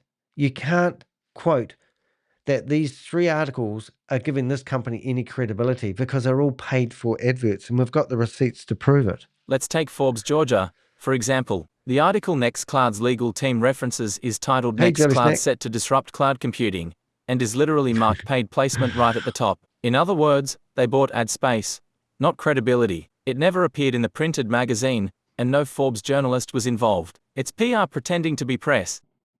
Did you read the very start of my blog, Jelly Snack? I gotta read. You gotta watch this, guys. We got a secret. This is a secret video, and if you go to, I've done a couple of blogs recently, which I won't get into now. But this one here was just done last night. It's about a couple that paid $250,000 for a bit of property, and their lawyers actually had their emails hacked. And they were corresponding as the lawyer and telling them where to put the money and it was shocking. Even had a money mule in Australia, but great article to read. This is the one we're doing right now, but this one here makes me laugh. But yeah, I know what paragraph you're talking about. So this is me looking very staunch, and this is what we've. This leaked leadership Zoom recording was provided to us by Carl Crypto Dundee Miller, who has now publicly broken ranks with Chavez Ahmed Siddiqui. After witnessing the ongoing deception, Carl lost faith in the operation and chose to throw Chavez under the bus, sharing this secret recording as a wake-up call to others. We thank him for having the courage to expose what many already suspected behind the scenes. Now that's a pretty interesting statement, isn't it? Now, as I said, we do things that law enforcement can't do. We cause disruption. This company, we've watched $350 million from Chavez being transferred from super wallet addresses around the internet. Sam Lee was in connection with a $1.9 billion scam called Hyperverse. Chavez started working for Sam under a company called Hyper One. Chavez was working for Sam when he was doing Stable Opinion, Stable Deo, which was a KYC provider. Sam Lee's been on stage before spouting that he has 500,000 people's details in a database, which he's willing to sell to people. That's what they do with his KYC details. One person has been arrested and incarcerated, and that's Bitcoin Rodney. Sam Lee got detained in Dubai for 60 days. I got a phone call from the IRS telling me that they have got notice that he's been detained. They wanted me to be the first to know. Yes, the IRS phoned me, and I can prove it, to tell me that Sam Lee had been detained in Dubai, and they didn't even know exactly what was behind it. Australia had charged Alan Joel for his connection to the same scam. They took his passport off him and gave it back to him. 2 days before they charged him, he fled the country. Had $14 million, I believe, they said. So we can't stop these guys. They can't stop us. We will cause disruption. That statement that I've just read out there isn't there because Carl rang up Danny and said, I've had enough, I want to change size. It's there to cause major disruption. And it's, I'll be honest, that particular statement, I can't back that up. But I know that that will cause major disruption. We will literally generate more attention to this video. We will help people who are pissed off that they haven't received any money from this company, who are realizing now that this was just a game of Monopoly. And that's what we're doing here. Now, that's not what we're doing here, though. Let's be clear. So what we're doing is we've found that the Forbes article was an ad placement. So this is where the ad placements go. Anything that you see in here is paid for. And to be honest, I get disheartened when I look through these articles, because look at this. I'm not claiming that this one here is a bad product, but this company here who's selling this product will now say we've been in Forbes, but it's a paid advertisement. All these are paid advertisements. I don't know what what you can and what you can't say, but obviously we've found companies in here in the past. I just said that Chavis has been in Forbes India. Chavis is claiming that he was interviewed like I was for the New York Times, but they're not, because when you read the articles, they can't back up. They're not. There's no journalist attached to any of this information that you see here. Like this, the future. Like this advert here, I don't even know who it is, but when I see it's a paid placement, it's not, the article isn't published. I'm getting there. It's not rocket science. Anyway, getting off the track here. So anyway, we found that off. So we did find this. Let's have a listen to this paragraph. The Be in Crypto article is authored by advertorial, not even a pseudonym, and the disclaimer clearly states the content is promotional and provided by a third party. Then there's Tech Times, which reads like it was written by a NexQloud intern with a thesaurus full of buzzwords. Globe Newswire and Simply Wall Street, pure press distribution and recycled marketing copy. The INKL article doesn't even list an author. That's how little effort went into faking legitimacy. Yeah, so we just recently had Chavis's Newswire, Globe Newswire account suspended. We had it removed. And, I have got better things to do with my time, but I don't think I've linked that one. I don't think I have. Oh, what a pain. I might have, I forgot to link through that article. One of those articles. So the Newswire article, I must have not linked that through, which is a bit of a pain. So if I went Newswire, I'm going to have to do it now, aren't I? Newswire. Newswire. Here it is there. Yes, so this is Newswire. So we actually, and you can see that this is another article. So the NexQloud source, so it's telling you the author of this is themselves. And this is just another article. So now we're going to go click on this, and you're going to see what happens when Danny realizes he hasn't done something right. We're going to, oops, he just stuffed up now. Edit page. Edit post. Is that the right one? All right, so what we're going to do is we are going to drag a page out of here and put that over here, and I'm going to fix that link, and then we're going to read the next couple of paragraphs. So that's Newswire. There it is, and you can read the rest, and this is the funny part. But brace yourself, guys. Every source they cite is a puff piece, paid, controlled, and completely uncritical. If this is the evidence backing their technology, then their entire case is built on a house of PR cards, not journalism, not peer review, and definitely not reality. At this point, you've got to ask, was this whole legal drama just a publicity stunt? If you're not being talked about, you're nobody. And maybe NexQloud decided that $5,000 in legal fees was a cheap price for a headline from the Crypto Ponzi Scheme Avenger.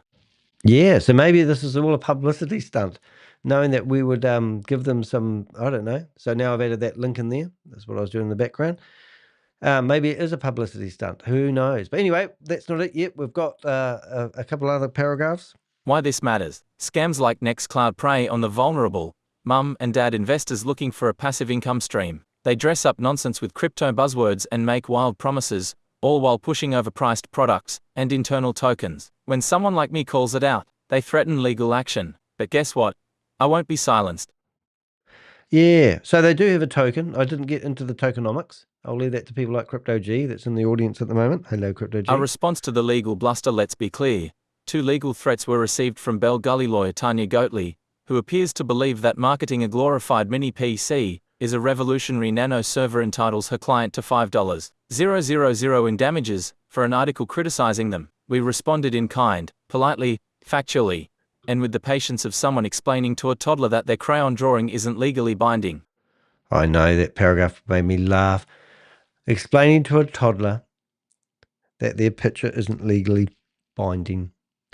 Here's the summary of our replies. To the first letter, we clarified that a blog is based on publicly available marketing claims, and that we stand by our opinion that the product is misleading and lacks technical merit. We also challenged the absurd demand for compensation, and outlined the NZ Bill of Rights protections around freedom of expression, particularly in matters of public interest like scam exposure. To the second letter, we reiterated that no defamation has occurred. We offered no retraction, and we made it clear that we will not be bullied into silence by a law firm apparently unfamiliar with the Streisand effect.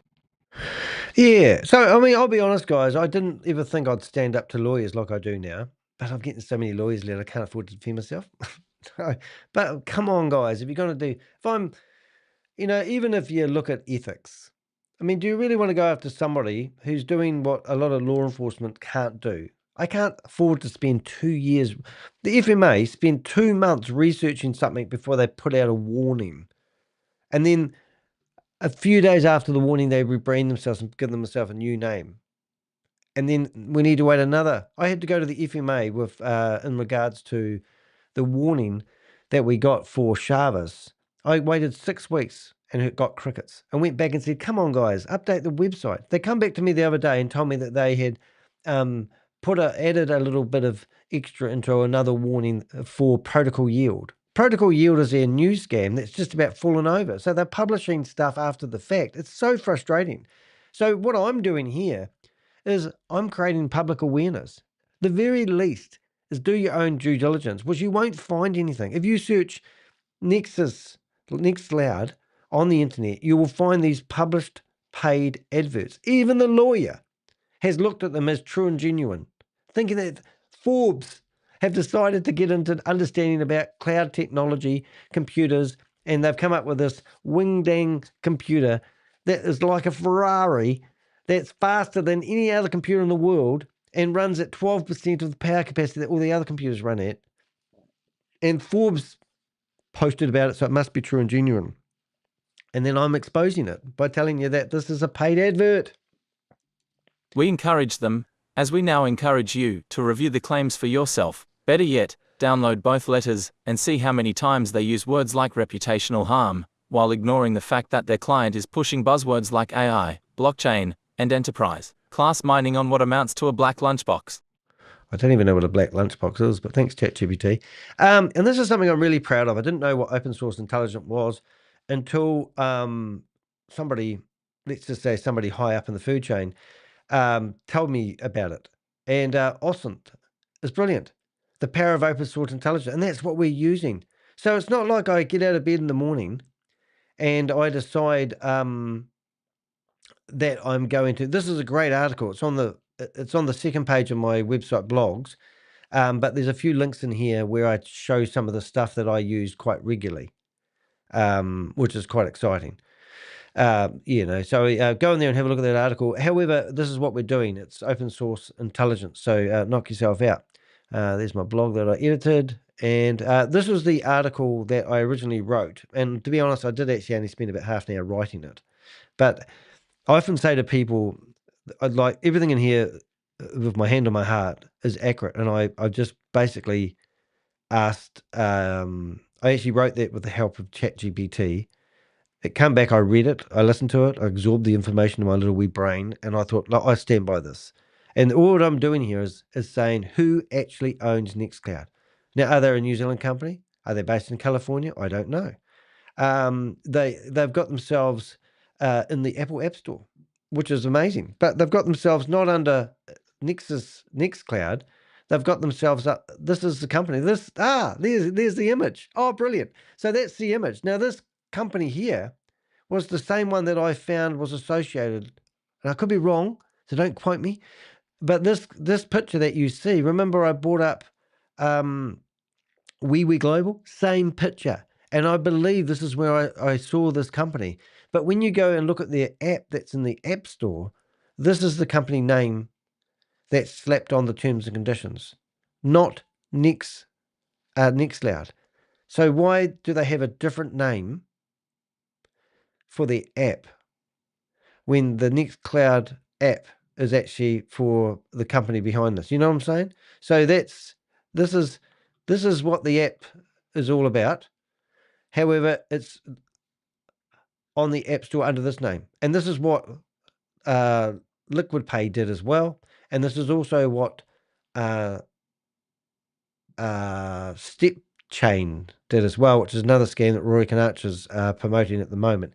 They set up a website like this, and at the start of this video, I showed you Miranda Limited, and that's another company like this. So I don't know whether this company is true and genuine, and sometimes you want to go and look at their address, and you do research on this, like contact us, and it comes up with no address, no nothing. I can't contact this company. I can't find where their offices are, but somewhere along the line, this company is meant to be associated with this company.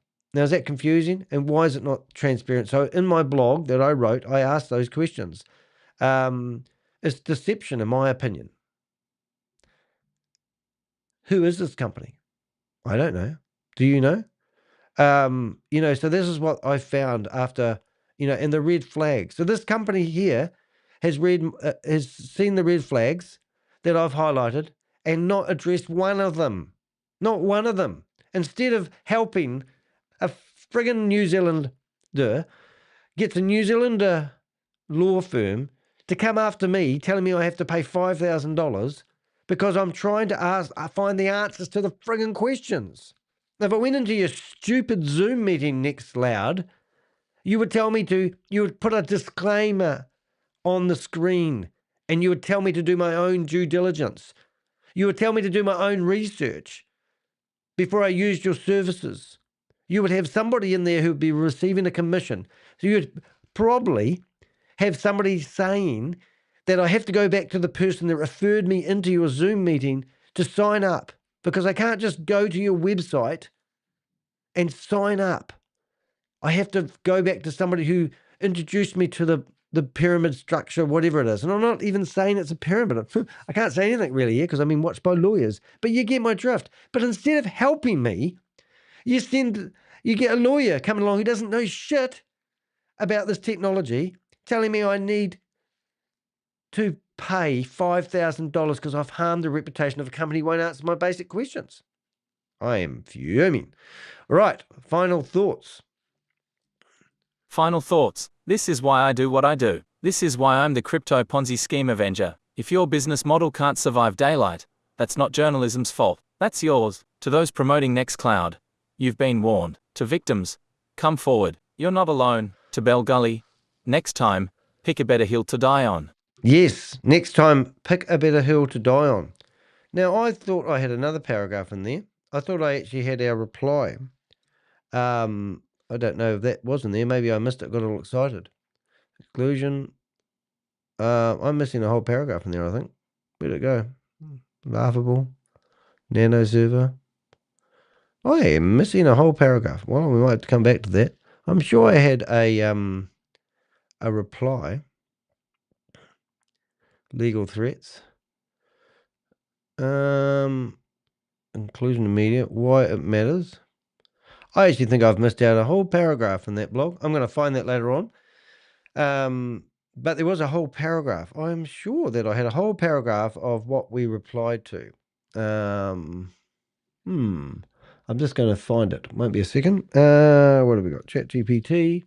Because I'm sure I had an additional paragraph, which was really, really good. Oh, actually, I think I've got another way of getting this. 1 second, please, caller. Never do anything live when you're working on this stuff, you know. Where is it? There it is. Where did that go? Our response. Oh, I think we have missed out a paragraph. Why this matters. Our response. So we look, see, we've got it here. Oh, no, we do have it. Why can I not see that? Final thoughts.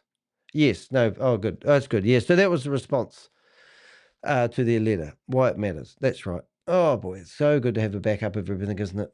That's what I do. I've got 40 terabytes on the wall over there, backing up stuff. Well, I think I covered myself pretty good here. Flat Panzer, nice to see you here, mate.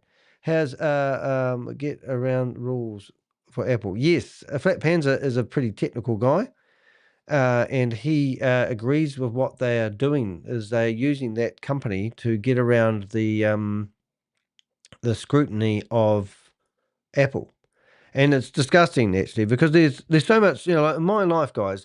There's so many things. I just call everything a scam because people go, "Oh, you just call everything a scam," and I go, "Well, I look at everything as a scam until proven otherwise." I'm sick of unregulated companies who have set themselves up in the state of Wyoming as a genuine company, and then they claim because they've managed to set themselves up in the state of Wyoming, they're a genuine company. Oh, I'm going to go back to there's just recently we've had. I actually will go back because there's a company called We Are All Satoshi, okay, WAAS.network. And that was their website address, right? And literally have had their account suspended. So you might think, ooh, wonder what happened. Well, I'll tell you what happened. They actually went out the next day and they started up a new company called FN. I think it's AFN Network. No. What is it? Anyone in the chat room know what it is? ANF? Affiliate. AFT? Oh, I've forgotten what it is. Hold up 1 minute. Let's see if I bring it up in my cache. AF. Excuse my bug.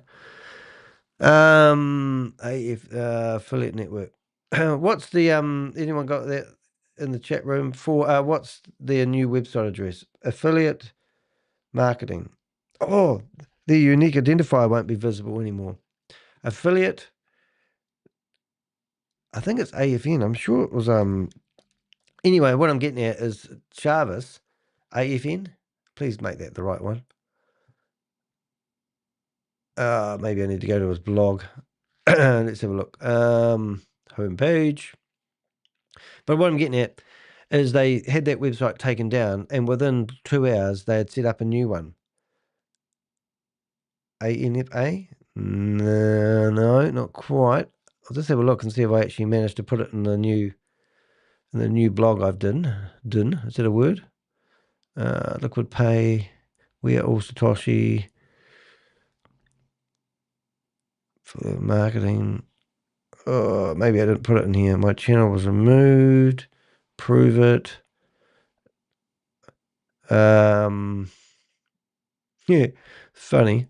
So anyway, so We Are All Satoshi, which was left all their money from the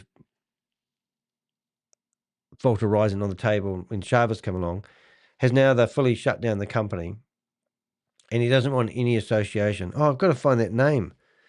So they've just basically fired up another website, rebranded it. But if you go to the state of Wyoming, and we will do that, state of Wyoming, you can see that they have set themselves up a company. And they were struck off for providing fraudulent information and not given a unique identifier. So this is in the state of Wyoming, and they're called affiliate marketing.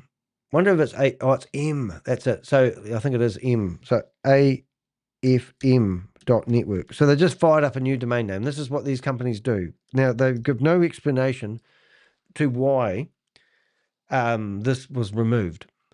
And in their terms and conditions, if you go down the bottom here, they are telling you now that they are not associated with, in here, they tell you they are not associated with We Are All Satoshi. It's absolutely incredible. So they've still got We Are All Satoshi's products on their new website, but now they're telling you that they are not associated with the company any which way or form. And also they're telling you that they've now got amazing products and amazing lawyers who will fight their battles for them. And because everyone now can vote, because it's a DAO, decentralized autonomous organization, meaning they don't have board of directors, the people do the voting. It's just, I don't even know that's the right one. But in here, they change these all the time. So I can't find it. So the real ironic thing about this company, this affiliate company is registered in the state of Wyoming. We found them, they did this way back in the 2nd of the 28th So it's February the 28th. We found out they didn't have their T's crossed and their I's dotted. So the administrative activity took place, and I'm not going to download that, but you can do it yourself if you want to. And they got struck off. 3 months later, they come back and registered another company with the state of Wyoming. Now, this is the kicker. This was 5 months later. Was it 5 months later? Yes, 5 months later, they registered exactly the same name. And now this company has been there they go. So this is brand new. I haven't even seen this yet. What's that word say? I think that says dissolvency, doesn't it? Delinquency Notice Tax 2025-005884005. Right, so they have to file tax reports. So we've got to have a look at this one, don't we, guys? So what I'm saying, if a company has if they claim they are a company, then they need to file returns. And these companies seem to think they're going to get more credibility. Now, if you look who's signed this, it's got Shavis Admit Gulzinski, whatever his name is. His lawyer's letter that I received the other day has got a different name for him now as well. So it's just, I don't know, what I'm getting at is just because they set themselves up as a company, and the person that registered this company is somebody who's registered thousands of companies. It's just all bullshit, guys. Because you've got a company and you don't, it doesn't give you credibility. But they'll set up these stupid companies so it just crosses another T and dots another I.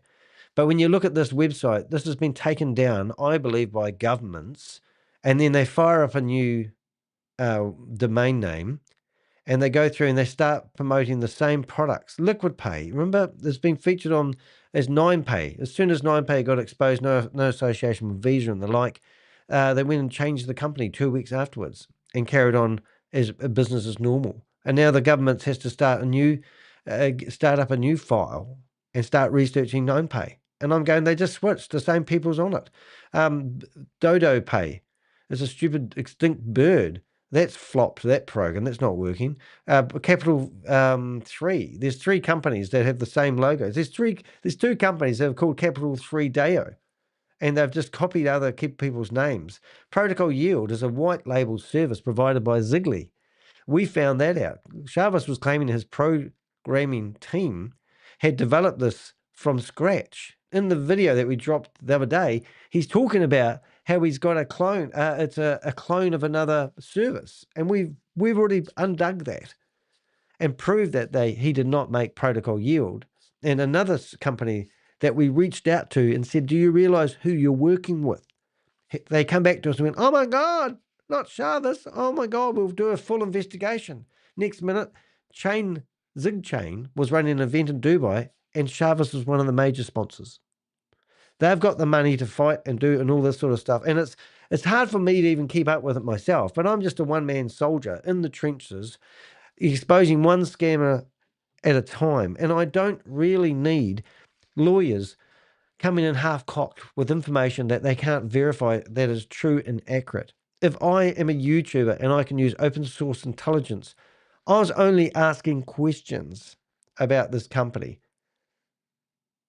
I was only asking questions, and they hire a lawyer to come after me demanding I pay $5,000 because the questions are curly and they can't answer them. Why don't you answer the bloody questions and be done with it? If the company makes extraordinary claims, if the company says that we've got this computer that is the Ferrari, that is the Formula One racing car of computing power, and you turn up on a bicycle on race day, come on. And you're telling me that this Ferrari that you've produced is only using 12% of the energy that all the other cars on the racetrack are using. 88% saving in power. That's an extraordinary claim to make. And if that claim is going to bamboozle a mum and dad investor, and I'm going to get a lawyer turning up with some more friggin' paperwork. I have a paperless desk in my office. Go stick that in the toilet paper room and enjoy the paper cuts, because they're not going to intimidate the Crypto Ponzi Scheme Avenger. I'm a kamikaze crypto, I'm not even crypto. I'm nothing to do with crypto. I'm a kamikaze YouTuber. I will go down if I have to. You're not going to get me off the line.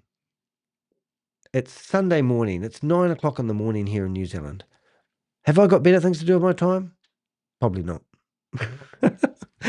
Hey, look, that was me. That's today. That's my expose. Hope you've enjoyed it, and thank you for watching. We'll see you in the next video.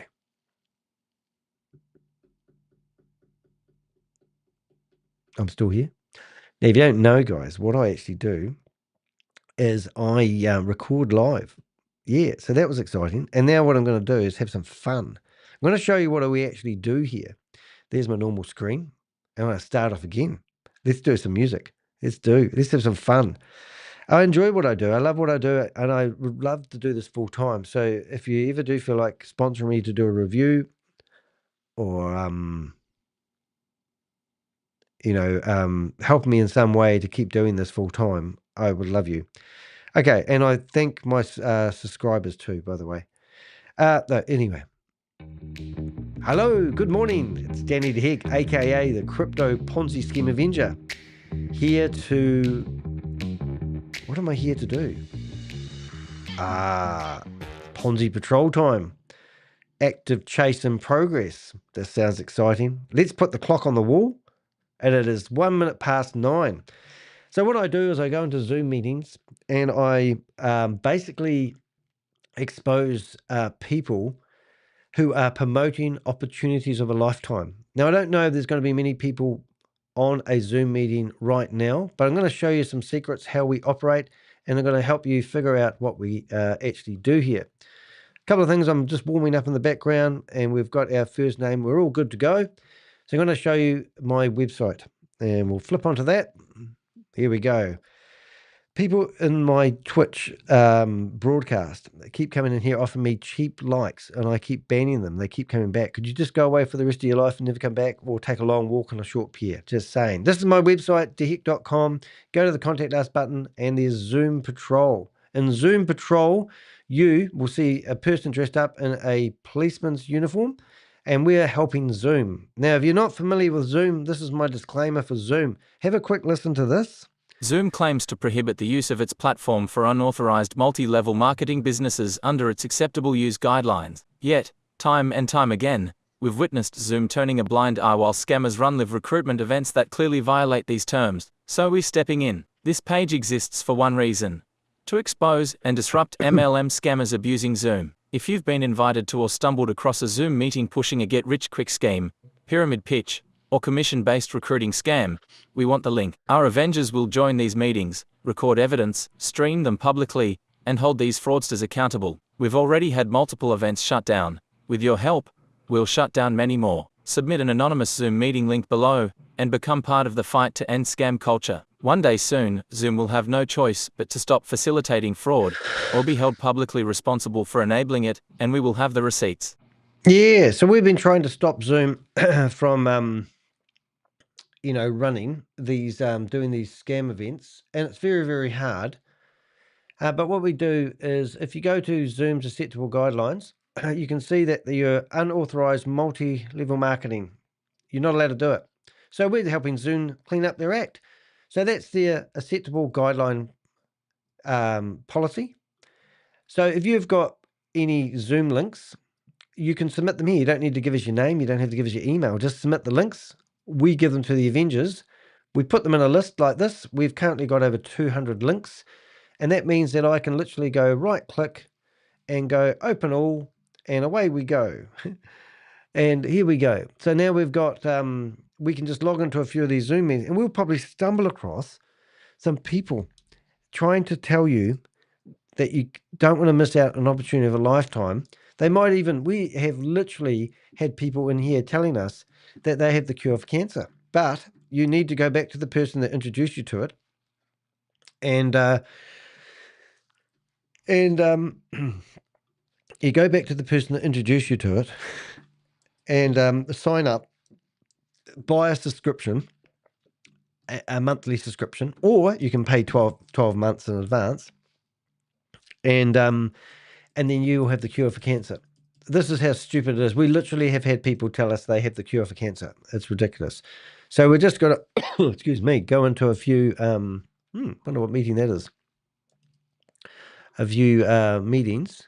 My meeting. That's so funny. I love it when they put passwords on here, trying to stop us, because sometimes you can just guess them. 1, 2, 3, 4. Let's have a look. No.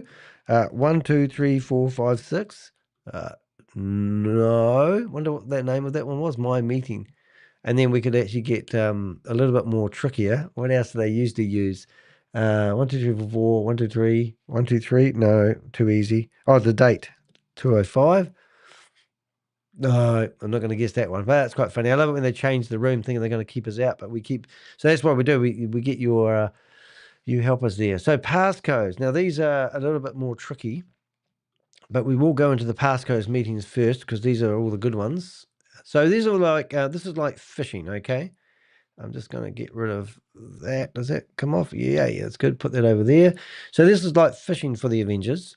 And that means that we basically go into these Zoom meetings, and these are our phishing spots. And we're putting out the phishing lines, and we're hoping that we're going to stumble across some meetings that are actively in progress. Leg end. And these are all the rooms that we needed to have passwords in to connect. But because of our Avengers out there, you can be an Avenger as well. We find these rooms open. So 1, 2, 3. I'll give you all the passwords just in case you want to go in there yourself. If we find a live meeting, then we'll open up 4.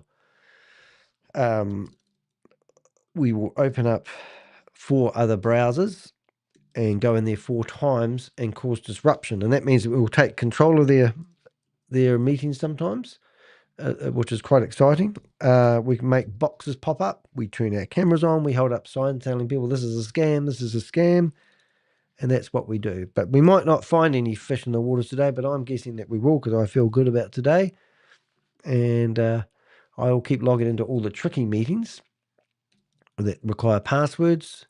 And then we will hopefully give you something to have a wee bit of a, I didn't realize people did that. Because what happens in Zoom stays in Zoom. And that's what they tell you. Now, if you are a Zoom user and you're thinking about joining the Avengers and helping us out with this crusade that we're on, then you uninstall Zoom from your computer. Yes, you heard me right. Uninstall Zoom on your computer, then go to the Zoom link and use the web browser. And when they kick you out of the meeting because they don't like you for whatever reason, they're not nice people, obviously, then what you do is you clear the cache in your computer and you can go back into that room on the same day. You don't have to wait 24 hours. You don't have to wait for them to start whatever they start again later on. And if you're clever enough, like us, we're very clever and we know this inside out at the moment, is you use 5 different web browsers. We currently have 6, 7, I think. And then, what am I trying to say? And then you, I'm just trying to concentrate here. And then you can just keep deleting. You can go in there 5 times at the same time. And that means when they lock the room, because they don't want me to come in there, I'm already in there. So we go in there as a scout, grab all the names of the people in the room, and then we, I think I know where I am here, and then we log into the room with the same names of the people that are already in the room. Yes, it gets complicated. If you keep up, that's good. If you don't understand. And then they don't know who's a friend, and they don't know who's a foe. And we just cause disruption. So as I said earlier on, I can't stop them, and they can't stop me. And I'm not actually a customer. This is meant to be freedom, and it's not letting me in. Oh, they've changed their password on me. They're dirty rats, and I'll do that. Let's have a look and see if they have actually done that. Some of these ones are tricky because they might use a capital F. Danny, that's a Danny problem. It's a 3969. There we go. Now we can go back to where we were. 390. I've got freedom as the next one. All right, that will help. And then that's all the tricky ones out of the way. Freedom. Hopefully it's not a capital F. It's a capital F. Well, I can just change the F. F. Life is good. Oh, and we've got this open. Diamond Leagues. That's right. So now we're going to go into here, Diamond. These people changed their link to their meeting, but they've got a place where they keep updating it. So we just keep going there and get the new link. So funny. So funny. Oh, that's the one that we're already open to. We already got that twice. We must have. I'm just going to check that. We'll go back to this one, shut that down, and we'll just go into that next live meeting, and then I'll know. So no one's live at the moment. Whoop, there. The meeting has ended. Is it the same link? Ends with 50. V for view. Yes. So that's interesting. So they did have somebody in there. So if I hit refresh on that one, so that means I could go in there and say, "G'day, how you going, guys? Let's see if we can get the sound going on here for use of better words." So let's go reset permissions. 1, 2, 3, and now we're going to go into the microphone. Testing 1, 2, 3. Allow revisit, and now it will tell me to reload the page. And that means if somebody's in there, I can say g'day. Sometimes I meet Bob in here, don't I? Oh, look, Jelly Snack's already given me some good stuff. What do you got? Jelly Snack's one of our best scouts. She knows how to. She's a real foot shoulder. She's in there going after the big bad boys with us. It's good. Go to channel. Let's go there. And very big at supporting me too, which is really, really nice. So she's a paid member. You can actually join the YouTube channel if you want to support what I'm doing. Save Mum and Dad investors. A lot of my Avengers are actually also on the payroll. They pay me. I pay them. No, they pay me. Let's have a look. What have you got for us? So you can join as a member. I think $1 or $2 a month makes all the difference. Or you can go to my website and you can throw money at me. I love it. Oh, hello. Danny's Cockworth. Cockworth? What the hell is that? Oh, my God. Is that you, Jelly Snack? Are you there? Hello? I can see you. Just got to say hello. Come on. Go on. You know you want to. How come I've got show self view? So, as Neem Burwani, you want to speak to me? I know it's you, Jelly Snack. Is that you, Bob? Bob? Turn on the camera. Hello. Look, I've stuffed up my camera now. Hold up 1 minute. We'll fix that. Bink. There we go. Bit in my face, aren't I? What if I change cameras? I might put it on the other camera. That one there. There we go. That's me in my studio. Excuse me. Right. All right. Well, we'll leave that. I'm going to leave that shut, and we'll go now open up some others. So that was funny. We'll put this one back to this room here. Go back to the start. There. Now we'll open up active. Now these ones here will be, not active. We've already done active. We're going to go to Ponzi Patrol. So I might get a bit crackly, and that's why I don't have these open before we start, because my computer's a 13-inch MacBook Pro M4, 2 terabytes of hard drive, but apparently you're not meant to open 200 tabs at the same time. And when I do, it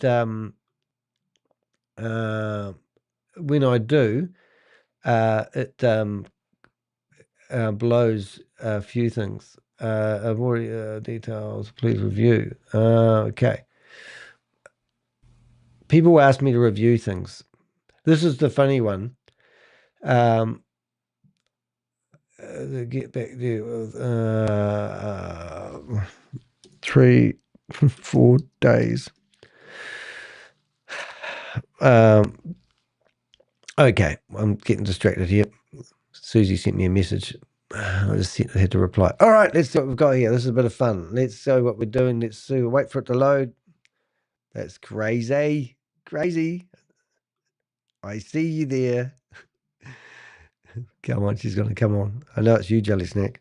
All right, let's carry on. Let's keep. Now, this is how we log in. You watch this. This is, we've got quite a few, and we just go like this. How many can I log into? Now, I'll do this 180 times.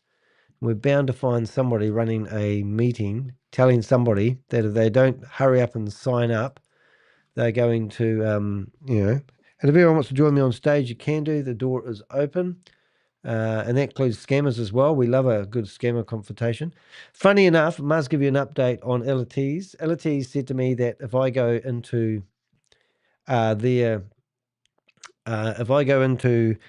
the website that he's promoting, and I want to contact corporate, I can go to a calendar link and make an appointment. So I made an appointment with the calendar link, took his advice.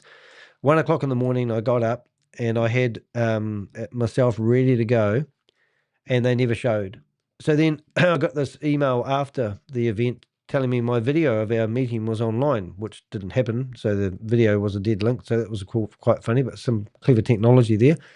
Then then I had an email address which was called corp at Quantum FI Global. So I emailed them telling them that they rudely stood me up in the meeting, and if they would please answer my questions instead, because they'd failed to turn up in the face-to-face meeting that I was recommended to go by LTs.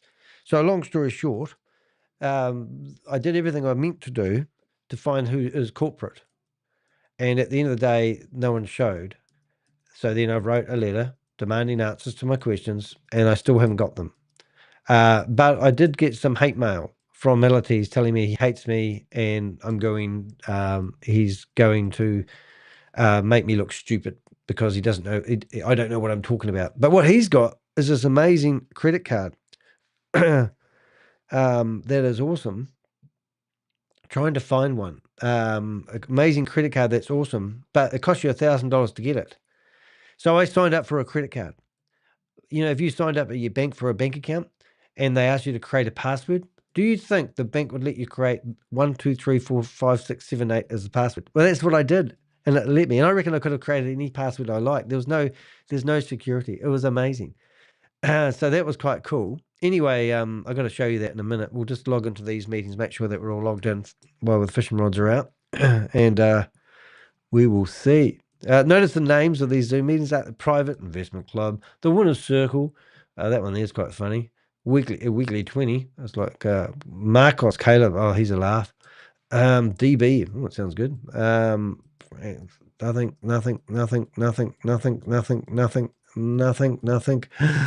Right. Let me show you what I was going to do. So we're going to go to Quantum. I didn't even know how to spell it. Quantum. Probably best to go through my website. So, excuse me. So as I said, my website, you'll see these blogs. We've even got Queen of Karma on here posting blogs now. What's the world coming to? She's going to be my secretary. She's going to be starting to do all my work for me. She doesn't know that yet. She's going to be my editor. That's what I'll call her, editor. So as you can come along here, we're now looking for the video. I'm trying to find the video for Quantum. Even I can't find my own content. Hello, are you here for the scam presentation? Oh, there. It's going to be Queen of Karma. Get started in a few minutes. Oh my God, this is going to be good. Oh, I can hear it in the background. I'll bring it to the screen in a second. I just want to find this Quantum thing. Thanks everyone for joining. If you haven't been familiar with these, I'm your host. Your Jelly host? Snack. Jelly Snack, where are you? Where is Jelly Snack? I'm going to find her now.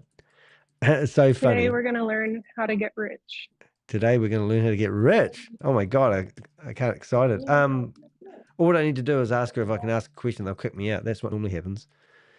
Are you excited to be there? Oh, here we are. Let me start with this question. What do you want? Hey, are you excited to be here too? I'm so excited. Are you? Why are you so excited? I'm going to be doing the presentation. Oh, cool. You've got a PDF? No, I can't share the screen because we have hackers. Oh, hey, why do you have hackers? Because we're doing so good, and it's just a sign that we're doing God's work. Oh, that's good that you're doing God's work. I'm a Christian sort of guy. Hey, oh my goodness, that better not turn into anything bad. How you going, Danny? That's such a crack up. Who is Danny? Oh my God, I don't know if I'm allowed to play this. I have to get ready to, I'll get ready to hit a button just in case. Now,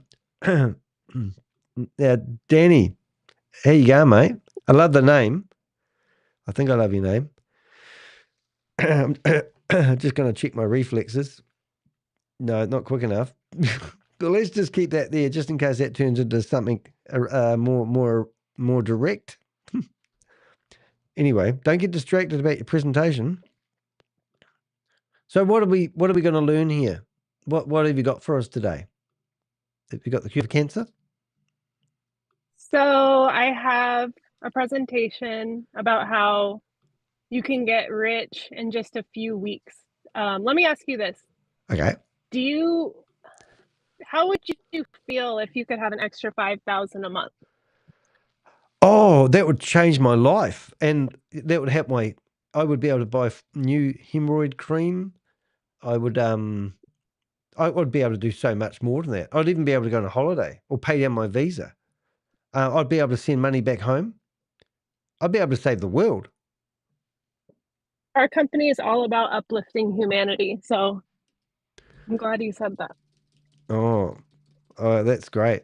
There's something in the chat. Can someone take care of that, please? I'll take care of it for you. I'm in there at the moment, actually. Thank you. See, these are the hackers. Oh, and what are they doing? Because they just don't like you. They don't have anything better to do with their lives, and they're just sad and in their mom's basement. Is that right? I heard one of them's is married.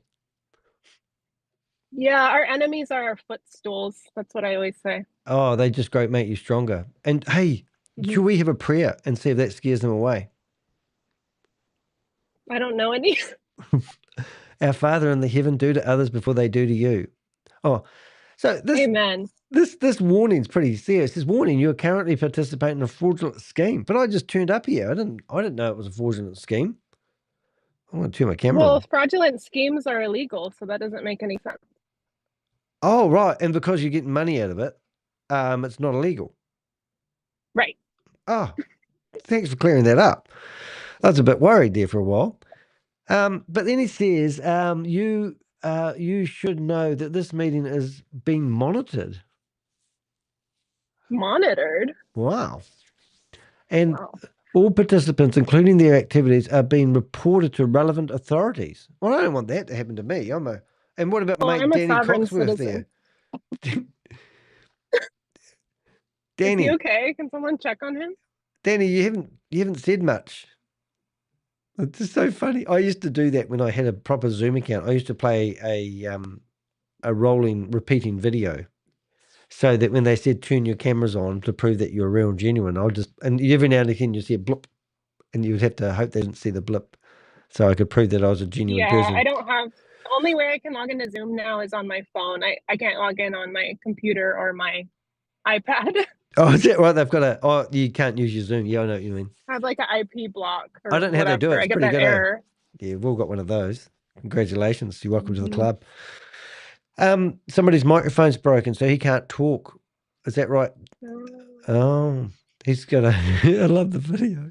I wonder who it is. I wonder if it's, I don't know. Do you think I was wondering, are you interested in joining my downline? Well, I've already been invited by somebody else. That would be a bit rude to sign up, but give me your affiliate link. You can be on my right leg and you can be in their left leg. I would dream of being on your right leg. That would be such a privilege. Oh, I also have a power line. Yeah, power line. Power. Yeah, well, that's quite good actually. Hey, have you heard of video email? Video email? Yeah. Well, no, has that been invented yet? Well, apparently it's going to be released in a couple of 3 days' time. But I thought if you were actually out there recruiting, you might want an account, because I'm part of this other organisation where you can sign up, and you for $700, and I think it's $49 a month. You can send spam like emails to people, video style. Oh wow! And you can use that to build. I send lots of spam already, so I don't see them. I would love to add some videos. Oh, it's going to change the world. That's what I got told. Mm-hmm. Yeah. Wait, is that with Randy Schroeder? Yeah, Schroeder. That's right. And Samantha. Yeah, Samantha. She loves me actually. I'm always in there. They've actually. We've also been going to this other one which can educate you on how to become entrepreneurial, and they can help you make $442,860 a month. You just need to recruit there is a bit of a catch. So you have to recruit more people in the world than there actually is. And then I'll get $442,860 a month. But it sounds really good. It hasn't quite been launched yet, but they've got all these educational packages that help you become a better person. I need to become a better person. Yeah, that guy.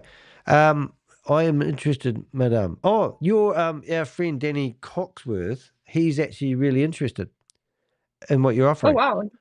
He's probably from That's a third world great. country.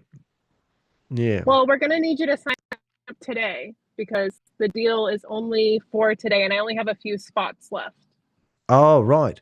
Oh, that's is that you using those techniques called fear of missing out techniques, aren't you? I know what you're up to. I haven't heard of those. Yeah, I'm going to change my name because I can on this one. Oh, there, I can hear you. Rename. Here we go. I've changed my name to Suck on These Nuts. Suck on These Nuts. I think Very that's more appropriate with Danny Coxworth. Just saying. Did you see how Megan is launching a new pyramid within the pyramid? The Barnaby Anderson crypto is fire thing? No, I've sort of given up on her because that voice of hers was actually causing me mental problems. Yeah. It was, I just can't, I can't do it. And her voice is so raw from like talking day and night. It's a husky voice. If people who don't know what we're talking about, this is the biggest and most beautiful scam on the internet at the moment. And this is, I'm wondering why I haven't received a cease and desist letter from their lawyers. I mean, I don't think they have any. Well, they do because they train lawyers how to be lawyers because their lawyers have lawyers. You know that. Oh, yeah. But you can share the screen. Hello. We heard a voice. Hello. Is that you, Danny? I'm interested in earning £4,800 a month. Look, we're in, mate. You're in the right place. Have you signed up yet? Also, I would love to sleep on the right leg of Jennifer. Oh, well, I think you might have to sleep on the left leg because the right leg's already got me on it. Oh, so we have a threesome. Well, yeah, I only pick up the phone if it's a three-way. I don't even do two-way calls anymore. Well, we can start our own. Hey, does anyone else want to join this? Hey, why don't we build up the Zoom meeting? Look, guys. Ooh. Why don't we? Anyone else want to join us? To finally do the meeting will be so stoked. Oh yeah, look, I don't even have this link. Why do I not have this? This is really interesting. I just found it. I was trying to find something. Oh, I better bookmark this one then. Let me in. Let's have a look. I'll just see if we can. Okay, I'll give we'll give out. Anyone else want to have a Zoom meeting? We will try and find there it is. Oh, it's even got a passcode, so I'll put it in the chat room. And if anyone wants to join us, 1, 2, 3, 4. Is it really? No, it's not. It's so. 1474. One. This is a complicated room. This is a high tech room. Do you actually? How do you search for your Zoom links? Because you seem to come up ones I haven't seen before. I go on Facebook and I literally put Zoom, and then I go to posts, and then I order it by most recent. Or I'll put join Zoom. Today I put like Super Saturday. Oh, no one's call gonna. them Super Saturdays. No one's gonna be in here. Do you know why? Why? It's a TML meeting. Oh no, I'm thinking Trade Like Crazy. TML meeting. What? Well, Trade Like Crazy was a scam that was up ages ago, so it's probably gone. I'm just going to go have a look now and see if we can search for a TLL meeting and see conference expedition. You have to find the post where I found it. I think we found it. TM annual conference. Oh, this is going to be funny. This is going to be another health food one. Whoop. Burpees. Texas League annual conference. No, it can't be the same one. Who's that? Yeah. If I go like that, search for that and put Zoom on it, that might help us. Zoom. But there's so many like religious Zooms on Facebook, which I suspect are also MLMs. Like there's an MLM aspect to them. Yeah. Oh, don't get me started on the religion ones. That's unfair to people that have beliefs. I've sort of destroyed everyone. Zoom. Look at that. So even though I'm searching for that Zoom meeting, It's not actually coming. Oh, there it is. Wealth for sustainable income growth. Meet Dr. Here it goes. Look at this. We're going to meet another doctor. Meet Dr. Vivian Mockholm. We are excited to announce. Oh, they're excited. Here it is. It is, are you ready to transform your future? Is this what your presentation's about? Oh, it's one of those water machines. Oh, yeah. Sustainable income and growth. Cajun water, perhaps? Supposed to be at 7 p.m. So it's not for a while. Oh, okay. But don't worry. Yeah, it is the water machine. There's another opportunity right here. BNI, top 5. Oh, that's BNI. That's not really a scam. Oh, this is encouraging. BNI meetings. Property advisor. Oh my goodness, it's such a world of everything. Well, I think we need to open up a few more meetings and find a live one. It's probably not the best time. I'm going to probably crash the computer about now, but we are going to actually open another 55 Zoom meetings. I'll just make sure I've got the right link before I double up. Here we have. Oh, so whereabouts are you from, our friend? We haven't heard your voice before. Oh, there's another person. Norma Zena. Is it Norma Zena? Who's that? Oh, there he is. Danny's back again. Suck on his nuts. Unstable network because Danny's opened up another 50 tabs. My mic is broken. So, what else do we normally get in these Zoom meetings? I'm going to play you a video. Oh, what about you telling us about your life? One in the chat. Oh, sorry. 1. I want to put 7. I like 7. I'm putting 7 in the chat room. Oh, yes. Yeah, but the chat's normally disabled. Oh, we've got a 7. So the chat's not disabled in this room, but I'm just about blowing up the computer now. We're starting to so that was another company. Oh, yeah. They shut down. Oh, what's the name of that company? You can't tell me because they never do. That's the point. It is so funny. They all say when I was in part of another company, but they never tell you the company because it was like OneCoin or something stupid. It was a good opportunity. We made money. Some people lost money. Yeah. And you were part of a team that made a lot of money. Yeah, my teams always made money because we knew how to work. It's called network marketing. Oh, not right. net sleep. Oh, okay. So, yep. But you're currently living at home. Make any money if you don't work. Aren't you currently living at home with your mother? Yeah, I just prefer to travel, and it makes sense for my daughter finishing high school. But I'm gonna go to Dubai, and I'm gonna go all over the world. And you're welcome to join. Oh wow, really? We're actually having an event in a mansion. Wow. Yeah. Do you know billionaires? It has 32 rooms. Well, I didn't know that. Is that really happening? I know billionaires. Wow. I've seen them on TV. I've sat in the same room as a billionaire. Well, you don't know Elon Musk, though, do you? You do, don't you? Oh, yeah. Oh, wow. Well, that's amazing. I'm actually going to recruit my brother, and I want him to start doing Zoom meetings because we like to keep it in the family.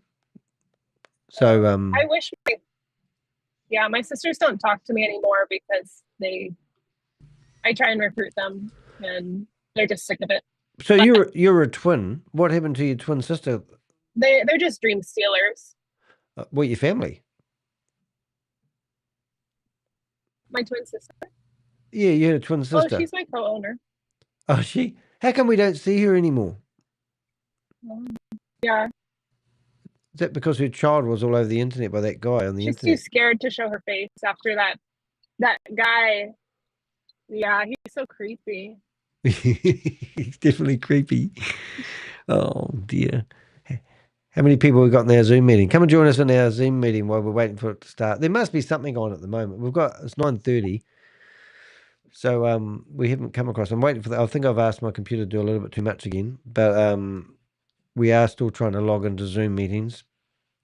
Hence why we're breaking up a little bit. Breaking up is hard to do.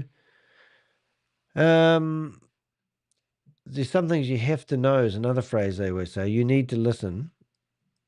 You need to do things. You don't know what you don't know.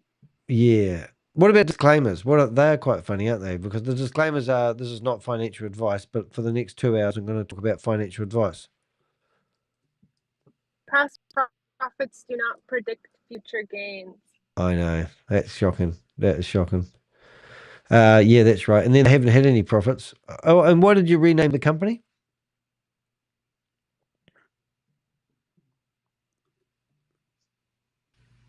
Well, we had some bad publicity from that guy. Oh. So why don't you just call you by the new name instead? We have one hater. Really? Just one. Yeah. Yeah. I think he's got other people who, they just hate us for no reason. They just woke up one morning and they decided to hate you guys. Is that what happened? Mm-hmm. Yeah, that's terrible. Yeah, God will strike them or strike them. Yeah. Why doesn't he stop them now? Let me see if I can find some more meetings. Okay, thank you. It's logging into a few. I might have to shut down a few. This is going. I was watching your show when I was gone. I was camping. Oh, and you're like, "Where's Jelly Snack? I need Zoom." You went camping? You're in Colorado then, aren't you? Oh, don't say that out loud. Yeah, camping. All people in Colorado go camping. They not Colorado. Oh, they go to the they go down the. Do people in New Zealand go camping? Yeah, we do. I've got an outdoor camping store because I used to take people on hikes, and we used to do that sort of stuff. But yeah, I used to do it more. Hiking's what we're really into. So we'll walk into a cabin in the middle of nowhere, where if you break your leg, you have to get lifted out by a helicopter. That sort of style. Yeah, but no, we do. But camping in a campground, we don't. But some people do. But if it gets a bit expensive in a hotel sometimes, some people like go camping for a week and stay in a camping ground. But your camping grounds I presume you're in Canada or America, are a lot better than a lot of New Zealand ones. I'm assuming. Yeah, this campground is good. No showers, but yeah. Yeah, and I've got a couple of tents, but not big tents, just the 2 or 3 man tent. I know. How do you know when they start? You just because I'll say. Yeah, we have a tent. We have like an air mattress. Yep. Yeah, they'll have the time, but it looks like most are later in the day today. Oh, right. Well, I might come back later on. I've actually got to go visit a friend. Seems to be popular. Yeah, that's why I woke up. I did this blog last night, and then I thought, well, I might as well go all out and do a video on it as well. I'll get sick of all the paperwork in my office. It's on the floor at the moment, which is quite good. I need to have a trophy. Yeah, I watched that Chavez stream yesterday. That was crazy. Oh, just spill the beans about everything. Why don't you? I mean, it was actually breathtaking for me to watch it. I actually watched it 3 times. And the first time I only watched the part where he was trying to, tell those idiots. And one of those ladies, I know one of the ladies that was sitting next to him with a smirky file on the face when they were talking about suing me. She's a professional snooker player. And I know people she knows. So she travels around the world playing snooker. Snooker? Oh, a pool. 9 ball. What is snooker? Okay, you get a billiard table? Billiards. Is it called billiards? Okay. You know when you play with those, I can't even say what. But it's got the pool table. Do you have a pool table? Billiards. Okay. You know when you go on a ship and they my dad has one. Yeah, that's right. So that's what she does professionally. So she's like what's the name of the guy that used to play? Eddie Charlton? Was it him? He used to play professionally. Anyway, so she's quite a prominent name out there. So the fact that she's she'll be looking at that camera and going, "Oh my God, he's got me live on the camera," because that's I just know. And there's a lot of people that come onto that Zoom, and we have to thank Carl for giving us that video. I mean, really, it was just so good. I just had a bit of a brain fart. Carl's asking the tough questions too. Well, he did really well because you couldn't have got a better video where he was, I've got 3 months worth of questions to ask you and we haven't had the answers, and you need to do this, and people are starting to question this. Usually he makes every other video I've watched, he makes lots of excuses for Chavez. Yeah. And this one, he was actually giving him shit, like pushing back. Well, the other thing I was quite interested with Carl is they obviously are making money from this because they seem to be manipulating the coin, which was really freaking crazy.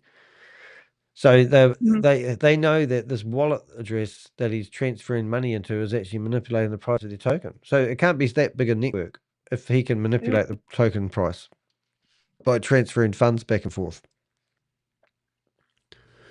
Yeah. I like the smoking though. I mean, can you imagine a lawyer coming to me telling me that I caused a stroke when there's no evidence? And here he is lighting up a puffing smoke and the guys are telling him meant to give that shit up. I mean, you just can't make that shit up. I was quite rapt about that. Yeah, because that's the second time we've caught him. Really bad in that video. Yeah. And the fact that the other weird thing was there was about 5 or 6 people in there who are having problems with the front end not adding up to the back end. And he claimed that they had 1.5 or 1.1 million accounts. And are you telling me that the 18 people in that room are the only ones that have problems? And then he brought up the spreadsheet and he showed all the peoples that have given the wrong Ethereum addresses and all that sort of crap. So, and you could see how much money they had. And it was all like $20, $40 and $50 and $200, nothing major. So he's just managed to pilfer small money from people. Oh, look, here we are. Jennifer, you're in here as well. Oh, no, it's just you again. Oh, we got back to the start. I don't think there's going to be any meetings. Well, I think we might. It's just about, I'll just go through the whole list that I've got open now and see if we can. I'll see if we've got any others. That Les Amy's one's a bit funny, isn't it? I mean, you tell me, Jelly Snack, now we know who you are, is if you were a lawyer and you saw what I was doing and how much I go after these scammers and scams, would you really want to represent anyone that is potentially going after? Well, would you want to go after me as a lawyer? Not because I'm big and fearful, but surely you must see that 99% of these are all scams. And then all of a sudden you're going to intimidate somebody who's doing the devil's work. I don't know if that's the use of the word. With a lawyer's letter. Because you've got a client that's shady as whatever. Lawyers for criminals, so I guess I'm not surprised. Yeah, it just amazes me. When I get the New Zealand ones, they really, like last time it was a New Zealand lawyer. And as I said, I knew one of the partners of the company, and I'd already warned him about a scam, and he ignored me. And I rang him up 3 days after he'd lost his money, and I said, "Did you get your money back?" And he goes, "Oh, I'm working with the credit card processor now." I said, "What did you pay the money for? Wow. I told you it was a scam." And he goes, "Oh, I didn't think it was. I didn't think it was." And I go, "Now he's a lawyer representing a big scammer in America." And I don't know if you're familiar with the Stephen McCullough one, but he did this pump and dump thing. And he told people that if they got in the pre-sale, they could buy these tokens at 20. Oh, I forgot what the figures were, but it was like they could buy these tokens at 15 cents each. And when they get released, they're going to be released. No, you could buy them for $15. I can't remember. They were going to be released at, it was over like $15 each. And then if they, on launch day, they were going to be double the price. So basically on launch day, everyone was going to sell their tokens and make a whole ton of money. But they finished up launching it at a third of the price these people paid for the tokens. $5. So it's like insider trading? Yeah. And yeah, so you get the pre-sale, and then it got worse because the people didn't get delivered the tokens that they bought on the pre-sale, so they couldn't sell them on market day, even if they wanted to. And then the tokens, they buy them at $15. And it was, I forgot what exactly it was, but it was just a total rip-off. And by the end of the day, the tokens were worth $1. And everyone had been basically stripped naked, sitting there holding their bags of money with nothing in it. It was just shocking. If I heard like my grandma got involved in crypto or something, I would be so mad. Or like my mom. There's no reason. Yeah. It's just a false economy, really. I mean, we've had some fun, though. I mean, we've got to take the fun out of the stuff. But, I mean, if you look at me now, I've got 180 tabs open on my screen. These are all either active or past opportunities. And we will see a Zoom meeting being repurposed by somebody, and they will be just changing the flavors. Like Mars Honda. She's in the meeting at the moment, Mashonda. And she's be teaching people how to make money using E1U Life. So we did a video about her promoting it and pointed out who owned the company and the like. And then Pocket Watcher with JT used that video to fully expose that company. So last time we spoke to Mashonda, we told her that there's a video out there by Pocket PC. It's had 10,000 views exposing the scam that you're still promoting. And she didn't even know it existed. And I'm going, well, why don't you go and watch it and then come back to us and tell me why you're still promoting this opportunity, because it's breathtaking. Oh, I don't want to watch your videos and I don't want to watch this.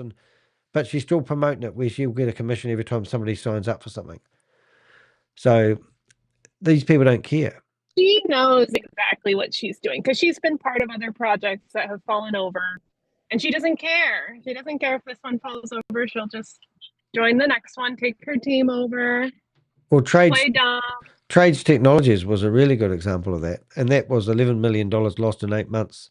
And she got on a video with me claiming that I was telling people that she owned the company. And I'm going, no, I never said that. I just said that you were promoting the company.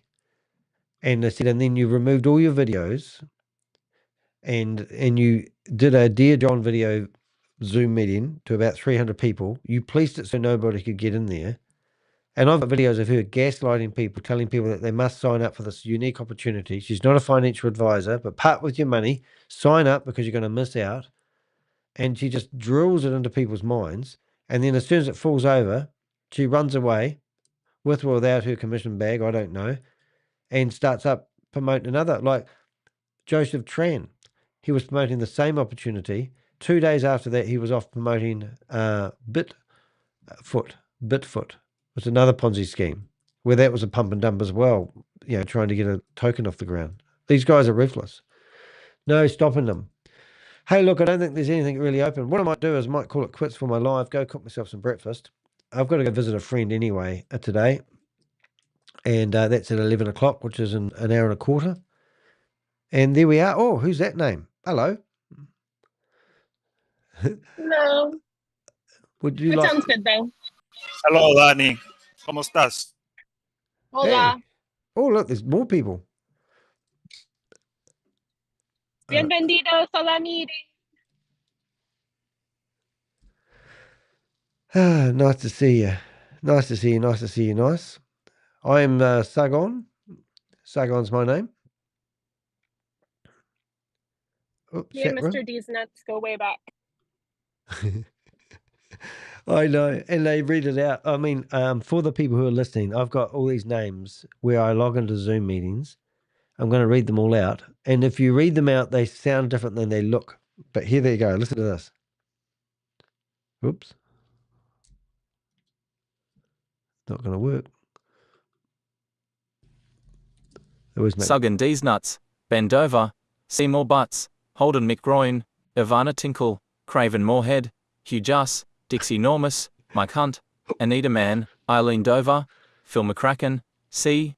Hayward Jablome, Amanda Higinkus, Seymour Hinney, Master Bates, Wayne Kerr, Al Babak, Barry Mikakina, Chuck U. Farley, Gaybitch, Lou Sassol, Patio Furniture, Stupidasso, Willie Stroker, and Al, Broccoli, Ella Vada, Emma Pig, Justin Case, Lunatic, Pete Sake, Salami, Testicle, Warren Peace, Polyester, Andrew Caesar, Dixon Sitter, Mike Rochburns. Oh my God, shocking names. But you go to ChatGPT, give it all your best shots and ask it to come up with funny names, and it's brilliant. Masturbates, that's quite good. And I always have to watch how I say Mike, and then I say Hunt, But if you start together, it's not too good. But it's lovely when you go into these meetings, guys. They cause havoc, and they'll go, somebody kick out Sakonzi's nuts, or and it's just so funny when they say it out loud because they must kick themselves afterwards when they watch the reruns. All right, guys. Well, Jelly, you're awesome as normal. Thank you very much. Nice to have a wee chat. We have only chatted a couple of times in the past with Jennifer. So Yeah, nice to talk to you. Yeah.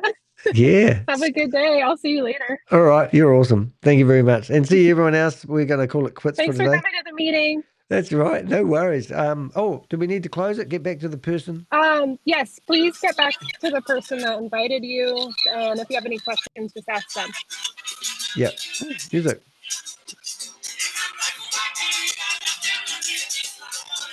Oh, yeah, it's good.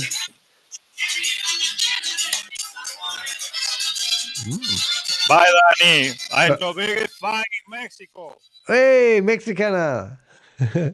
All right, guys. See you later.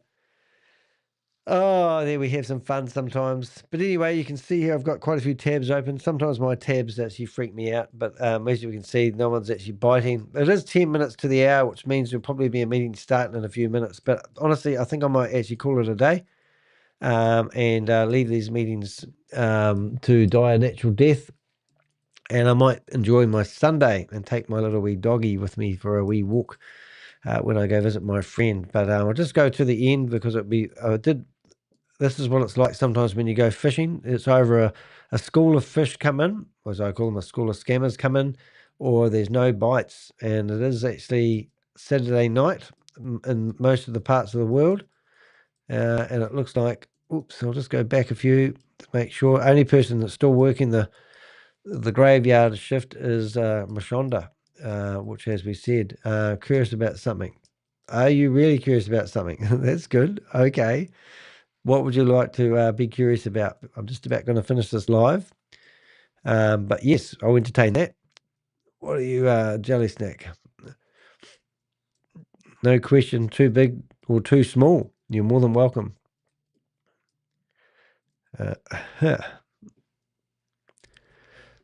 Let's have a look.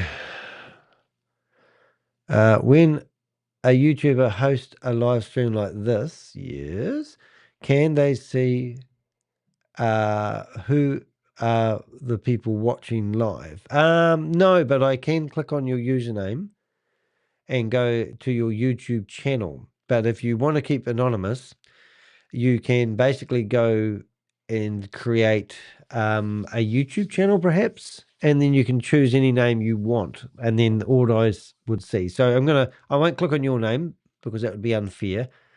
But let's go to Jelly Snack, and you won't see this. And I'm going to go to channel, and that will open up Jelly Snack. So now I can go to Jelly Snack, and I can see that she has a name called Jelly Snack. I can find out more about this channel if I want. I can see that she joined in 2012. So she's had the channel for 12 years. I can report her. I can see she's got 19 subscribers and she's got 3 videos online. So now I'm going to hunt for the 3rd video. Must be around here. It is. Maybe she's done 1 live and she's got a post. So I'll have a look. Oh, yeah, now I can find out the content. Oh my goodness. Passive income. Look at that. Brilliant. Yeah, so that's what we do. I do have a channel. Alrighty. Okay. Well, yeah, so normally I do a little bit of research on a person. I'm going to copy the address, and just out of curiosity, I'm going to actually open your channel, but not on everyone else's, so everyone else can see. Actually, what I'll do, I'll just make my life easier. I'll just do this, and then I can have a wee look and see what we've got here. Let's have a look. Go to channel. I'll see what you're all about. Anti-MLM. Oh, and are you okay if I bring that up? Anti-Bill. Oh, this is good. Yes, you've got a couple of good videos on here. So I see webinar and engaging bananas. Let's have a look. I'm going to look at one of your videos now. Yep, film. What have we got? Yep, okay. Oh, cool, I can. All right, there we go. So I've just gone to one of our new person in the chat room, and it says declare. Delaware anti-MLM bill movie trailer, The Freedom to Pray. Yeah, so I can see. So yeah, sometimes we have a look at people's YouTube channels to see who's chatting to us in the chat room. If you didn't comment in the chat room, we wouldn't be able to see who was there. Sometimes I see names of people who've comments on my videos, and then I realize that were also in the chat room. I'm going to show you something else that might be interested here, just while we've got you here, and you might be YouTube. So I've got 2,100 odd videos, 2,200 videos on the internet at the moment. And if I go to, I can go to customize my channel, and then I can go to my community. And in my community area, I can see that Velvet has posted a comment basically saying this was glorious. I know, we got more intel than you can poke a stick at. So yes, and then I can go reply, and then we've got people like this. I was in fits of laughter hearing him get so confused over the phone. Well done, Danny. Loving your channel. Very informative information. That's really nice. So somebody tried to steal my so I can just say reply. I was quite relaxed when that video actually happened. I was quite surprised how far I got down the scam rat hole before he hung up on me. So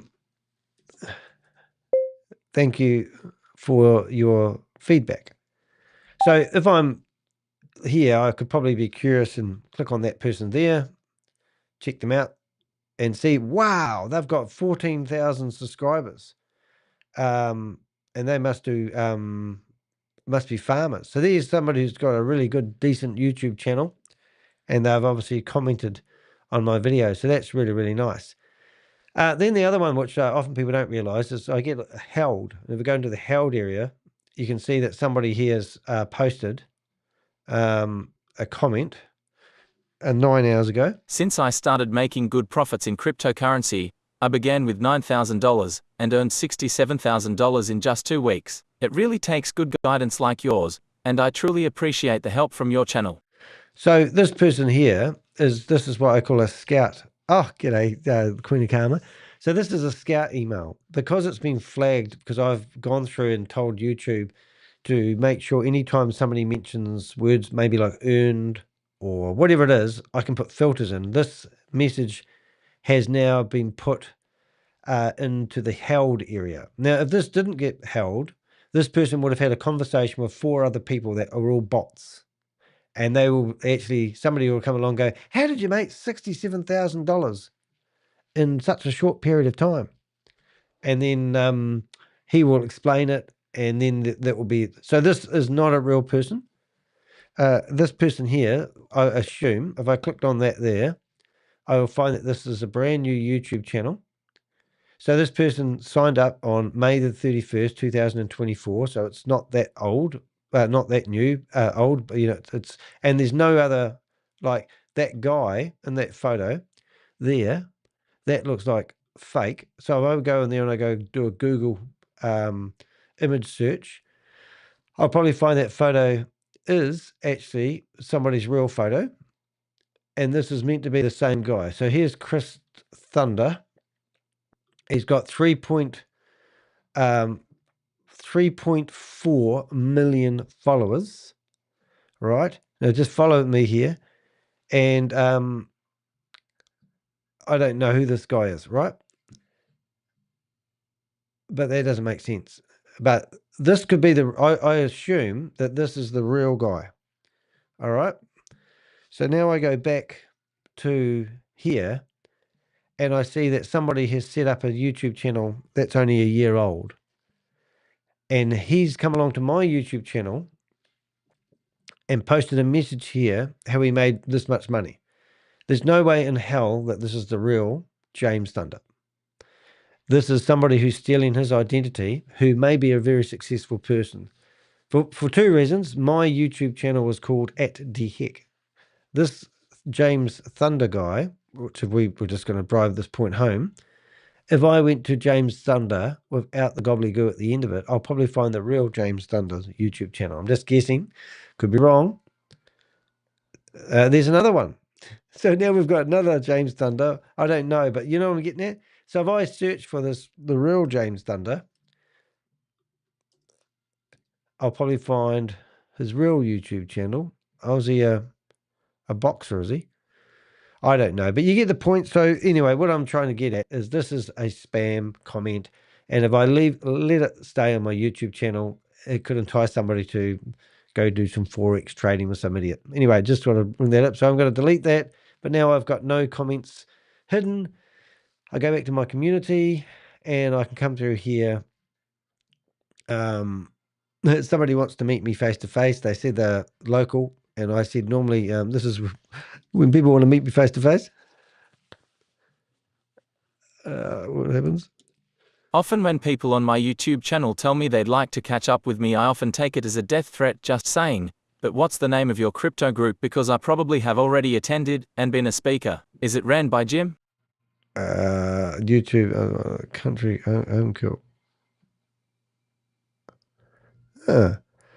Different channel. Yeah, anyway, I'll have a look at that later. But anyway, I just wanted to show you what it's like at the back end of the YouTube channel. So yesterday I decided to set up my blog again. So if you go to my podcast, I should say, you'll see that all my blogs have come back through onto my website again, which is quite exciting. Anyway, I'm waffling a bit. I don't know if I'm making much sense, but what have we got in the chat room here? We've got we've got a chat room here. What are we doing here? Hold up. 1 minute, please, call up. Where's my chat room? Chat room. I'm going to copy that. I'm going to go back to here. I'll put my chat room on there. Put it over here for a change, and we'll have a wee look at the wee chats. Oh, that looks quite nice, doesn't it? It's quite clever what you can do, isn't it? Just being like, I don't know if you should try it, Queen of Karma. You probably there's this program I use is called Ecamm. It's really, really good. Put that there, actually. Probably need to actually, I don't know what I'm doing here, but anyway. So it says, what have we got here? We've got Queen of Karma. Hi, Queenie. Yeah, see, people, subs. What have we got? People who buy subs are always weird. Where the subs come from. This makes sense? No, it doesn't make sense for me. I'm no good at reading. Haven't you figured that out? Let's have a read. Yes, see the PPL who buy subs. I've always wondered where these subs come from, and this makes sense. Buy subs. Don't know what you're talking about there, but that's okay. I've been yeah, anyway. Hey guys, this is my video, and sorry there was no there's no what do we call it? Didn't seem to be any action here today, did it? So I'm just going to go through that while we're talking. I did like how we chat in the chat room, I must say. I'll just go through here the list because it is 2 minutes past 10, and I think it would be silly for me to sign off just now when there might actually be a meeting live and we have a little bit of fun, just especially seeing Queen of Karma's turned up, my editor. Fake subs who promote the scam. Fake subs, yeah. Subscribers to promote the. Oh, I don't know if it was though. There was. I don't know if they. I think there really is a real guy out there, and then they create multiple accounts claiming to be him to pass off his jet airplane lifestyle. But yeah, if you search for that name, you'll probably find hundreds of accounts of these people who have set up. There's bound to be a live meeting. I can't believe we haven't found one live meeting today, and it's probably about 6 o'clock in the evening in most of these places that we are monitoring, and it's just really strange that there isn't a meeting happening right now. How to retrieve? Is that a word? Oh, I think it's gone. Oh, I think we've caused problems. It's gone white screen. I'll go back one in the circle. Let's go through them. A little boy waits. Yes. So the first part of this video was all about a lawyer that's decided to tell me they want me to pay $5,000 because I've defamed. Oh, she's ended the meeting. Mashonda's ended the meeting, everybody. She gave up. She must have been offering life-saving work to some poor individual. I'll go in there with me this time. This will actually... She doesn't like it when I come in here in a fake name. So then I come in here with my real name. But she gets really upset if I use a fake name. So if I use my real name, and we'll put this at the end of the... I'll put this at the other end of the list, just in case she decides to... Waiting for host. Oh no, she's gone off for a cup of tea. Where were we? We'll keep going. Just have a wee look. Look. 1, 2, 3. Oop. Something's happening. No. Everyone's gone. So that means I'm gone. I'm going to give myself a quick dinner and a breakfast, I should say. Pick up my dog and go meet David Clarkson. If anyone's watching this, will know this. I'm out here lonely. Yeah, it's no good. Well, let's just call it quits. Hey, it's been awesome. Thank you very much. It's not going to go back, is it? Go back to my main screen. Oh, there it is, main screen. All right, guys. Thanks for watching. We'll see you in the next video. Be careful out there. Any scams you want me to bust? I've got a good team of Avengers around me. Have a fantastic evening. Good night's sleep. We'll see you in the morning. Sunday morning's been good for me. Hope it's been good for you too. See you in the next video, guys. Thanks for watching.